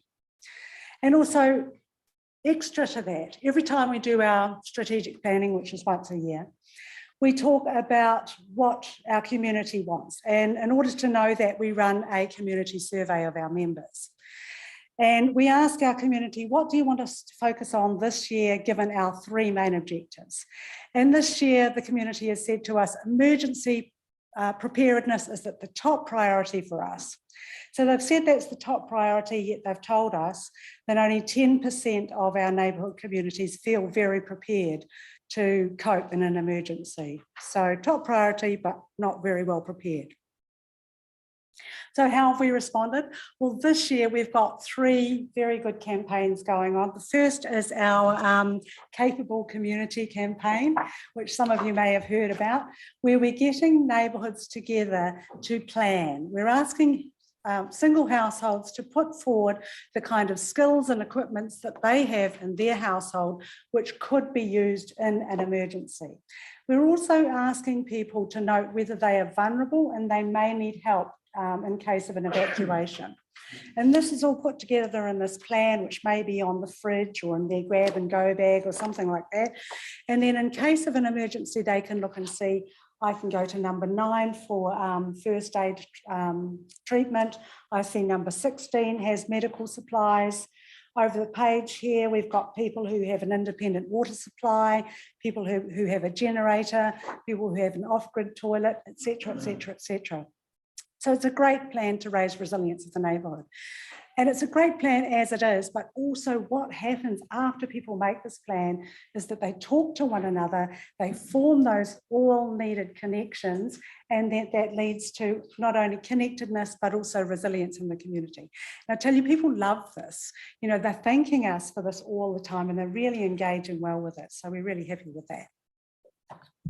Secondly, we're running subsidised first aid courses at the moment with the help of the Cambridge Community Board, who've given us some funding. So people are able to take a emergency first aid class for only $35 at the moment, and that's to raise the level of overall safety and resilience in the community as well. Thirdly, we have a children's citizenship program running at the moment too, where we're educating children really about citizenship and how they can contribute to the community. So at a young age, we're trying to instill those thoughts about community in children so that they'll bring that forward as an adult as well. And of course, we're running our monthly meetings with our rural communities as well, where we go out and we talk to them about, we take our local police officer and also our firearms manager and talk to them about the use of firearms, etc., and crime safety tips, etc., etc. So we're very active on the community. Now, what we'll do next year, of course, depends on funding, and this is where you may be able to help. As you know, the Cambridge population is rapidly growing, and Cambridge is the main growth centre for Waipa. But also crime is growing, unfortunately, even in Cambridge. Last year, we looked at the stats for Cambridge and we found that crime in Cambridge had grown 14.7% over the preceding 3 years. So with the rise in population and in crime, the impact we're making over that, gets harder and harder. So as a trust, we require 100,000 per year to try and meet that impact. Otherwise, if that disparity becomes too great, we're not making any impact at all. Of course, we go out and seek funding from all sorts of places, and we are seeking sponsorship, et cetera, et cetera. So we're very active in applying for funding here, there, and everywhere. But what we need is to lock in some long-term funding, and that's because we can only give staff short-term contracts at the moment, and that leads to a bit of insecurity. And when staff leave, of course, then you lose the momentum of the service, and that's happened to us a number of times before. So we're hoping that Waipa will really think about the true alignment of our goals when Waipa is thinking about funding for the future. So to summarise, we are Cambridge Neighbourhood Support and Community Patrol, and we are operated by the Cambridge Safer Trust. So if you can remember that Safer Cambridge Trust, that would be great. We're all about well-being, and we're all about connection and resilience and safety in the community, as is Waipa. We're currently running some very relevant campaigns. They're engaging, and the community's thanking us for them all the time, which is great. But we need to lock in funding because we need to keep up the momentum and keep up our impact as we can.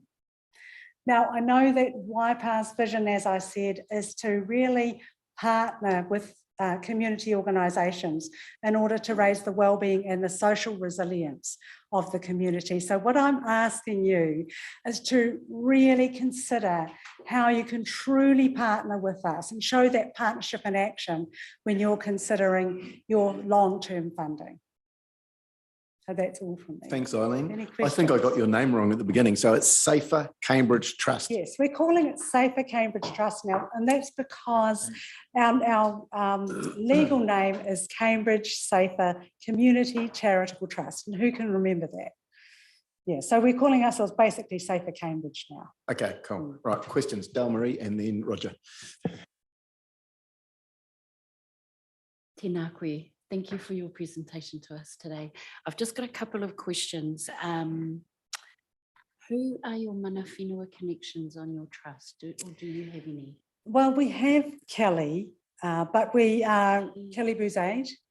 Yeah, but she, and also we have Ian Hughes. Now, Ian has connections with our local marae, and we don't have, I suppose, deep connections, but as I mentioned, we're really trying to become more representative over time. Like, we recognise the gaps we have in the trust, and we're trying to fill them to become as representative as we can. And so while we have some connections, we probably don't have as deep connections as we could. Which iwi do you have those connections with is probably a better question. Okay, well, I understand that Ian has the connections with our local marae and just the local iwi. In regards to emergency preparedness, be really good to see who those mana whenua are. The only reason I'm saying that is because, like we've seen with lots of disasters and things like that across the country, marae have been quite a front foot when it comes to responding to anything. So it would be good to see who you've got and who you're engaging with in that response. And as part of your resilience preparedness work that you are doing. Are you engaged with the Red Cross around any of that? Not really the Red Cross. Like we're very engaged with civil defence from the council here, and a little with St John's, but mostly with civil defence from here. That's been our main arm. But we're always seeking more partnerships. Yeah. So we're strongly aligned with the police, civil defence, and fire and emergency mostly. Just the only reason I'm dropping that is because they did a huge amount of work on resilience plans for communities prior to the Christchurch earthquake in Kaikoura. I did some work with them around marae preparedness and resilience with Red Cross. So they've actually got quite a few good templates there. I just thought it might be handy to have a look at what they've got out there instead of recreating the wheel. Again, with the citizen youth, any Māori youth forums that you're engaged with in Cambridge? Not yet. We're just starting to roll that out now. So and so the we'll see where we go. rural comms, have you gone out to any of the marae? Because we've got quite a few rural marae in Waipa. This is just well, really only Pokuri marae over. I've been talking, and this is just mainly with my connections, going out to different communities.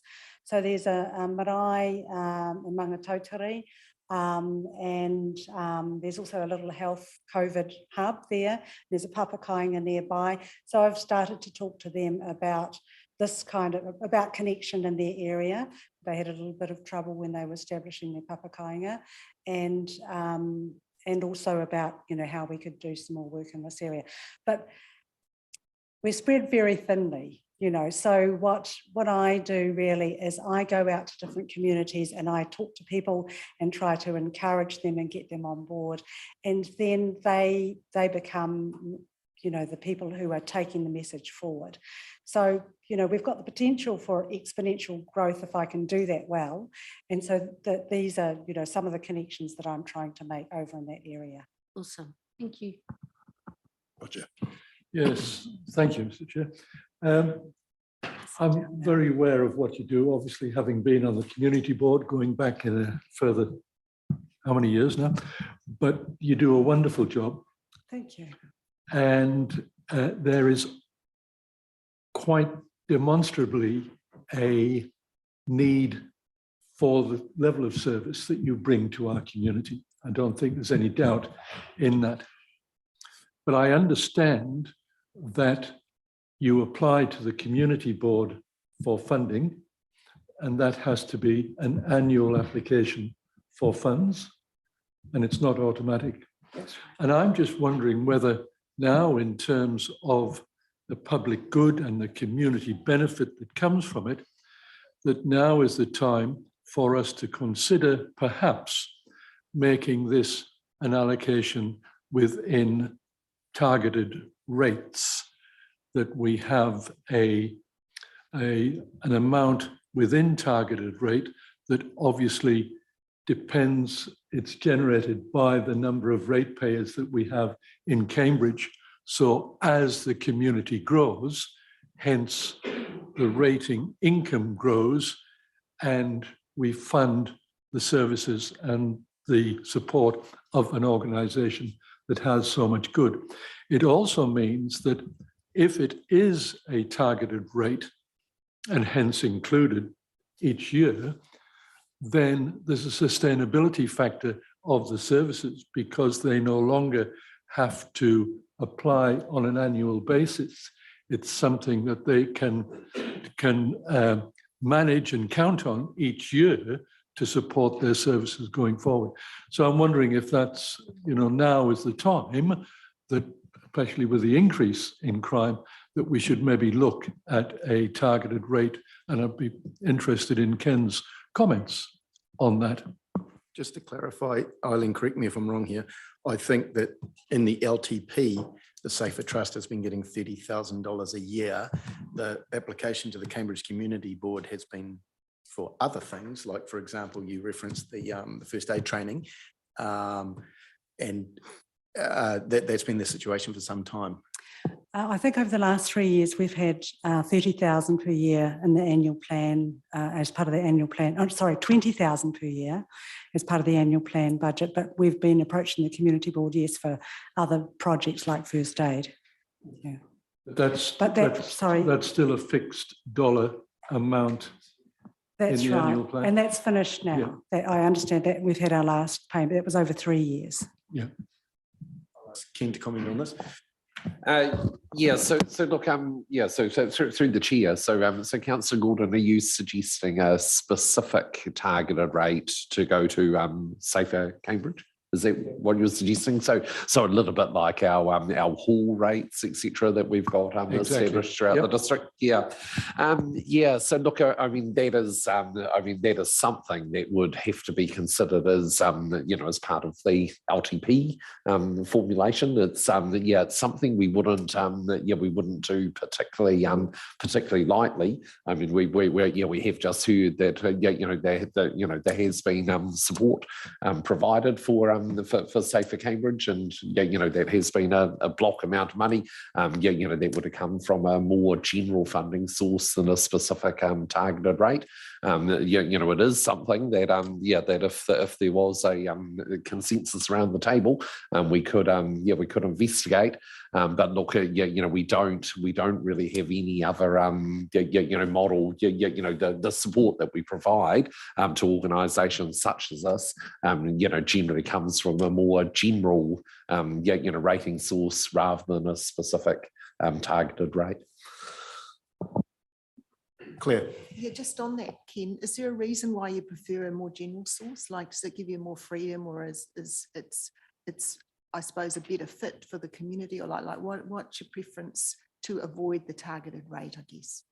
Yeah, so look, in some ways, I mean, in some ways, this is so this. I'm just imagining that who would be targeting with this rate, and I guess who would be targeting is the Cambridge community, but perhaps also the Mangatautari community as well, because you say that you do reach out into the rural areas with your activity as well. So so look, I guess I'd sort of feel, well, actually that would be a little bit strange. I'm putting a targeted rate for quite a global community anyway. We do have a Cambridge and a Mangatautari area rate. So it would be the same community, eh? So you'd be almost better, just picking it up as part of those already established area rates, rather than creating a unique rate.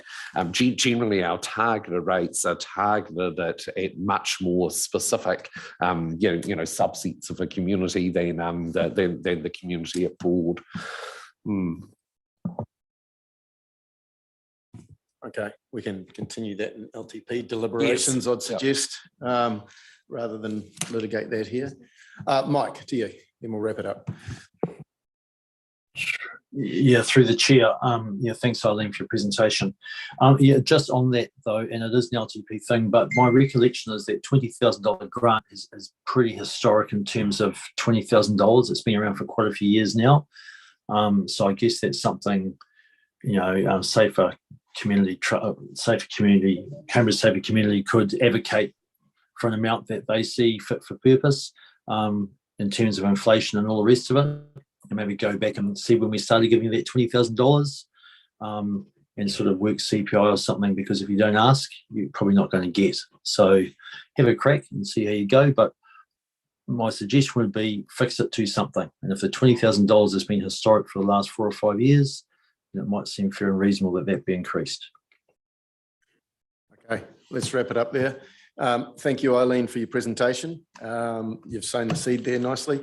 So we have a recommendation from Graham Pollard that we receive the report titled Neighbourhood Support Cambridge. Can I have a mover and a second? Marcus and Andrew, all in favour, please say aye. Aye. Against? Carried. Thank you. Okay, next up. Mana whenua engagement.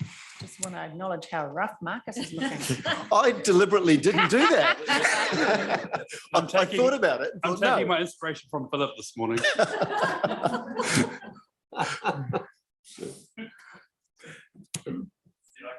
Over to you, Gary and Shane. Thanks, Mr. Chairman, and morena tātou. And welcome, Bill. Good to see you around the table. So you have the report, which is basically the first of our quarterly reports on iwi and mana whenua engagement issues. So two parts to this. Firstly, some commentary around work we've been undertaking around the partnership and engagement model, mana whenua and iwi. That's a KPI. So Shane has been working, spending a lot of his time engaging with mana whenua around, and I guess it's around some initial conversations around what engagement with council might look like, how they might like to engage. So it's really stepping right back to a marae and hapu level. We've had we do have Ngāi Tōku as an intermediary, pen mana whenua group, if you like. We're trying to get right back to those, to the flax roots, if you like, to have those conversations, to refresh the models that we currently have. And so that I think you've been engaging, Shane, with a number of those, and maybe if you could just give a bit of the highlights of those discussions. So the discussions so far have been with a number of our marae that are both directly inside the Waipa District Council area and those who sit just outside of the area. Noting too that these are initial conversations with the marae chairs and some of the trustees of various marae, and engaging with them the notion of engagement and partnership with council, whatever that might be. Some of the feedback to date has been very clear. Nearly all marae that we've spoken to, all the individuals that we've spoken to, give the same feedback. And basically, they are after capacity issues to be able to engage. They spend their lives like we do, fully employed, and then the rest of the time is spent trying to maintain their marae as well as progress the hapu that they represent. That means there's not a lot of time for other considerations. In fact, many of them, in many of the discussions, their focus is on maintaining their marae, the buildings, the plumbing, and every vertical and horizontal infrastructure, as well as being a source of respite and refuge and for the hapu. So there's lots going on there. And notable too was that there are many other organizations seeking their attention. And that is only growing. And so we've seen in the last few decades how that's multiplied through various post-settlement situations, in which the Crown has provided means for those iwi who have settled. This has provided a growth factor, if you like, within marae. There's a growing expectation from external organisations for there to be contact and consultation and so on and so forth. So our marae throughout the entire rohe, across the country, are under pressure. And so these initial conversations with them is to prepare them for more formal conversations around the notion of engagement and partnership, so that they can have the time to reflect on what that might mean for them, given their capacity, given their resources, and given their interest. So that was something that has come through. Now, why would we partner with or engage with council? And so to that extent, Gary and I will be doing some work this month to pull together all the touch points that we have, and there are numerous touch points that Waipa District Council has with numerous marae mana whenua bodies. That's the other part to the engagement, and the other key messages that have come through is that it's about a relationship before engagement and before partnership. If the relationship isn't there, then there will be no great engagement and partnership going forward. Now, what does that mean? Certainly within the context of the marae that we've spoken to and the individuals that we've spoken to thus far, there is a platform that is already in place, which is the Te Tiriti o Waitangi, and the Crown has provided and developed principles over the decades, and the principles that are at play now are partnership, protection, participation, and the fourth one, which is often left out, which is prosperity, which is a key factor in any relationship and any partnership and any engagement. And certainly when we're talking partnership, what is the mutual benefit? What are the mutual benefits of partnership? If there are no mutual benefits, then it's not a great partnership. But first and foremost, the notion that the principles of the treaty would set the tone for engagement, or set the tone for a relationship, followed by engagement and partnership. As for a model per se, there are still those discussions ahead of us as to what that might look like. And it may not look like anything that we've enjoyed thus far. It's a new world, and other things are afoot.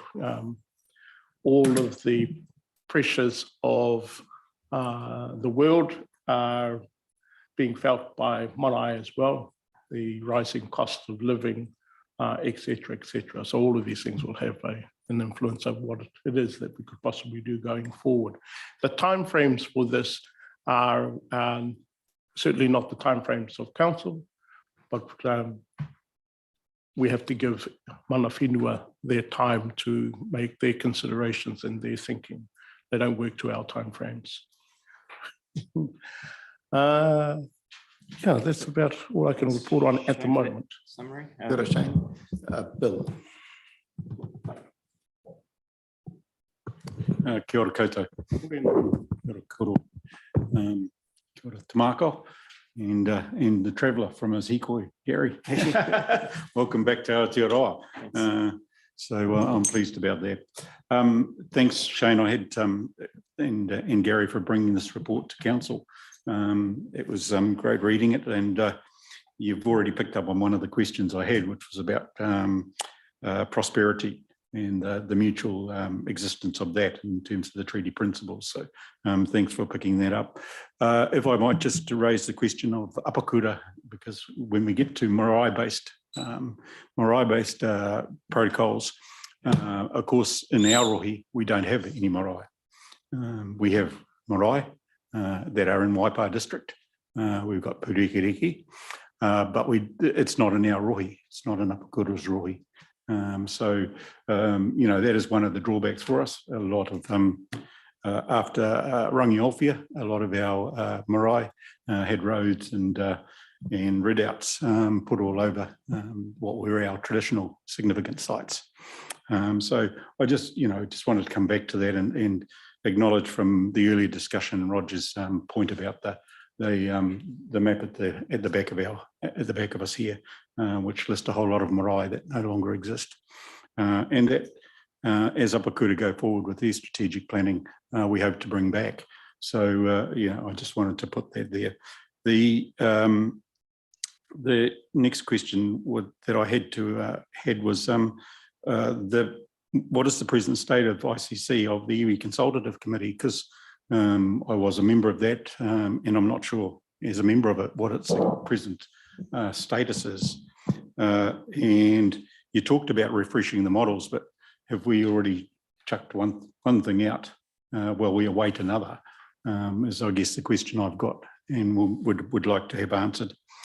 And whether the need for change was something that was driven by the partnership, which I think you have answered in part. So those are my questions so far. So kia ora. Kia ora. Before Gary answers the question on ICC, take the opportunity to speak directly to the question of Apakura and there being no marae within the boundary proper. We have Pūreki Reki, and notable also is the intent to speak with the Runanga, and we had our first engagement yesterday, and looking forward to that conversation. Apakura, of course, being spread far and wide across Tainui beyond the boundaries of their normal and natural home here in Waipa. So that's the mitigation, or that's the way forward, is to have those continuing conversations with Pūreki Reki and to have conversations through the Runanga, and then take our or progress it from there. And with respect to the ICC, so that wasn't constituted as a committee in the triennium last year. So my anticipation would be that the outcome of this this project now would provide a replacement and hopefully something more effective than ICC had become in terms of that partnership model.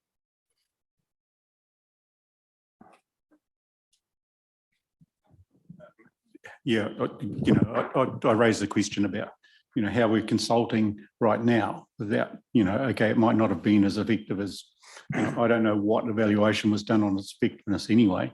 It's not reported here.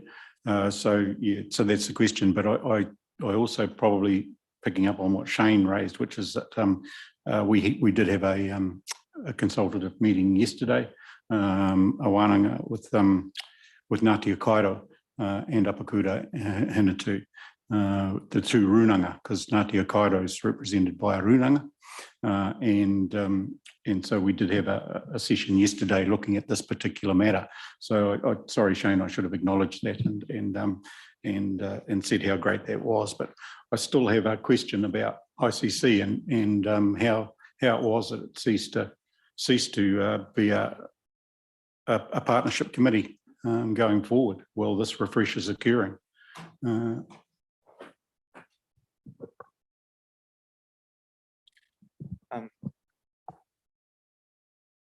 So do you want me to? Yeah, if you want to answer that, really, Gary, I guess it was a decision of council to proceed with, or not proceed effectively. Okay, Dale Marie.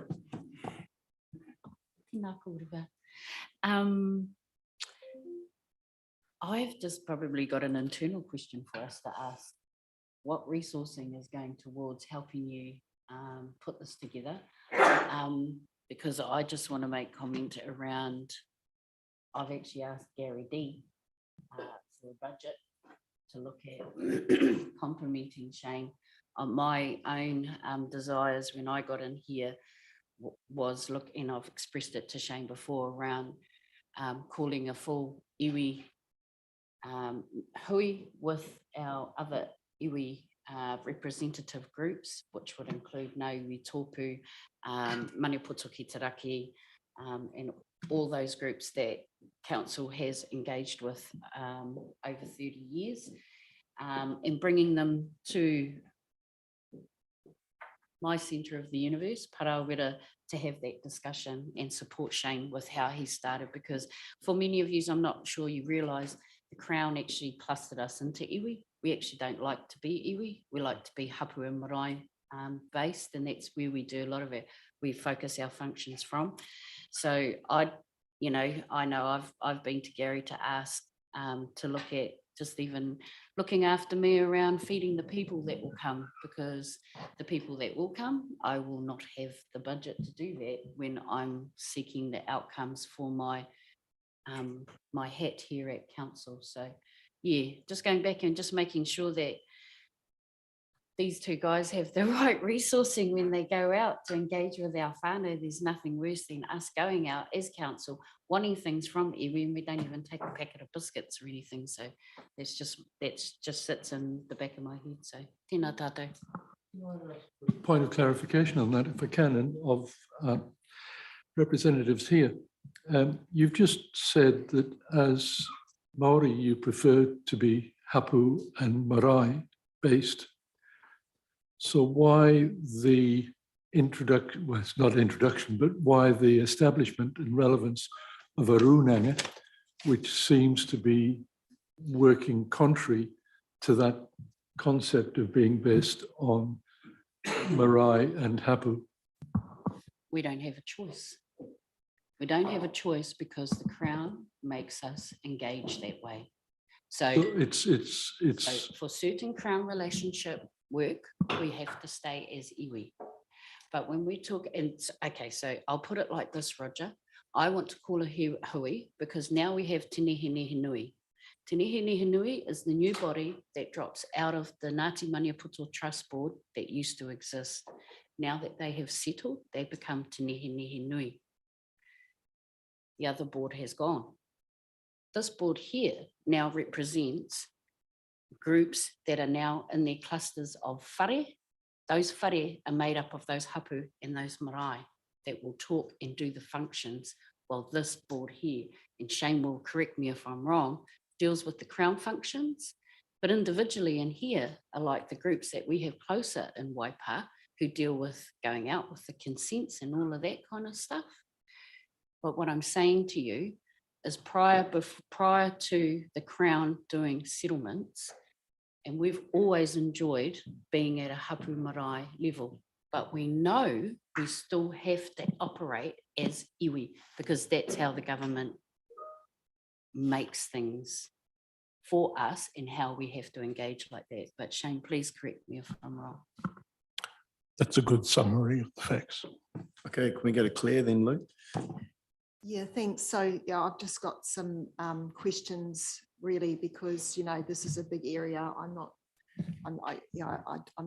that knowledgeable, and I just would appreciate a bit of extra explanation. Really, two big questions. The first one was, I guess, around the principles of the Treaty of Waitangi, including prosperity. So I've been really familiar with other four principles: protection, participation, partnership, and redress. It's the first time I've heard mention of prosperity. Yeah, so I'd appreciate a bit more, I suppose, kōrero around that. And the second thing I'd like to understand a bit deeper is Ngā iwi tōpū o Waipa, which in the report says there's an acknowledgement that it isn't really working that well, and in fact, not a great deal of knowledge of what it actually does, at a hapu and a marae level.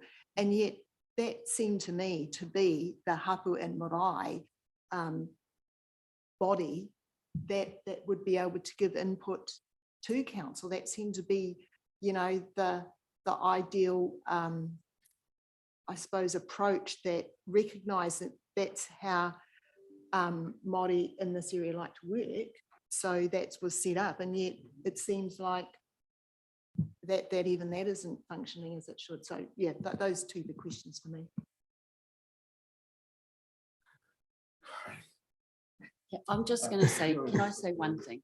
Claire, just as the newbie on the block, for 30 years, we've had people who have generously given up their time and their efforts. And I think if they hadn't been in certain places to engage with, I think there could have been some stuff that would have happened for Māori without their consultation or their work. So I'd like to acknowledge Ngāiwi Tōpu for all of the work that they did prior to even being financially supported, for all the efforts that they did contribute to. One of the shitty things is that, yes, we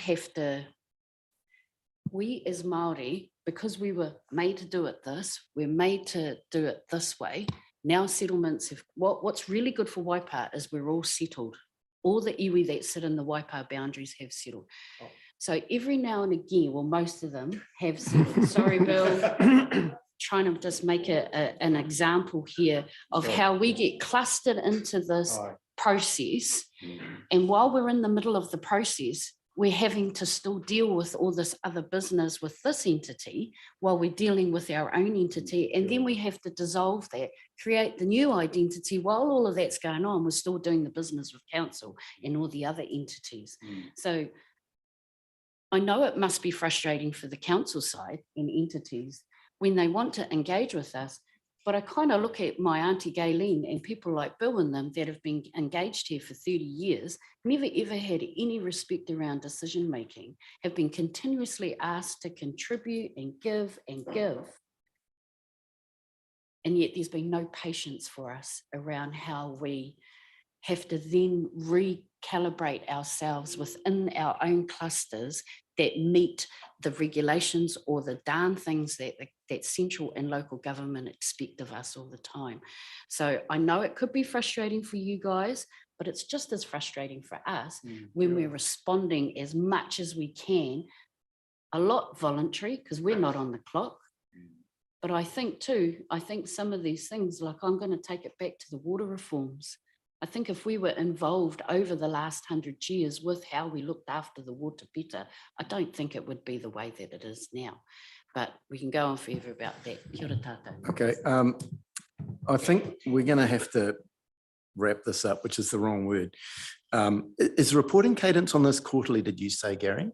Look, there's obviously plenty more kōrero to go on this. In my time at this council, I've sensed a real willingness around the table to do this engagement better. So really appreciate the work that you're undertaking.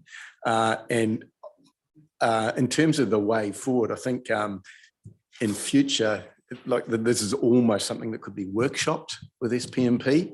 So we had a little bit more time to discuss it. Or at very least, we potentially have some more time next time you report back. But I think we'll stop it there, but there's obviously a whole heap more to go here, okay? So we've got a recommendation at this stage just to receive the report. Can I have a mover and a seconder for that, please? Bill and Andrew, all in favour, aye? Aye. Against? Carried. So thanks very much and really look forward to continuing this.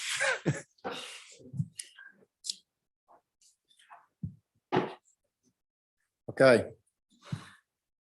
Next, people, we're moving into our late item, which means we need a resolution to exclude the public. It's there in front of you. It's on the basis of to carry on without prejudice or disadvantage negotiations, including commercial and industrial negotiations. That's the reason. We've got a mover with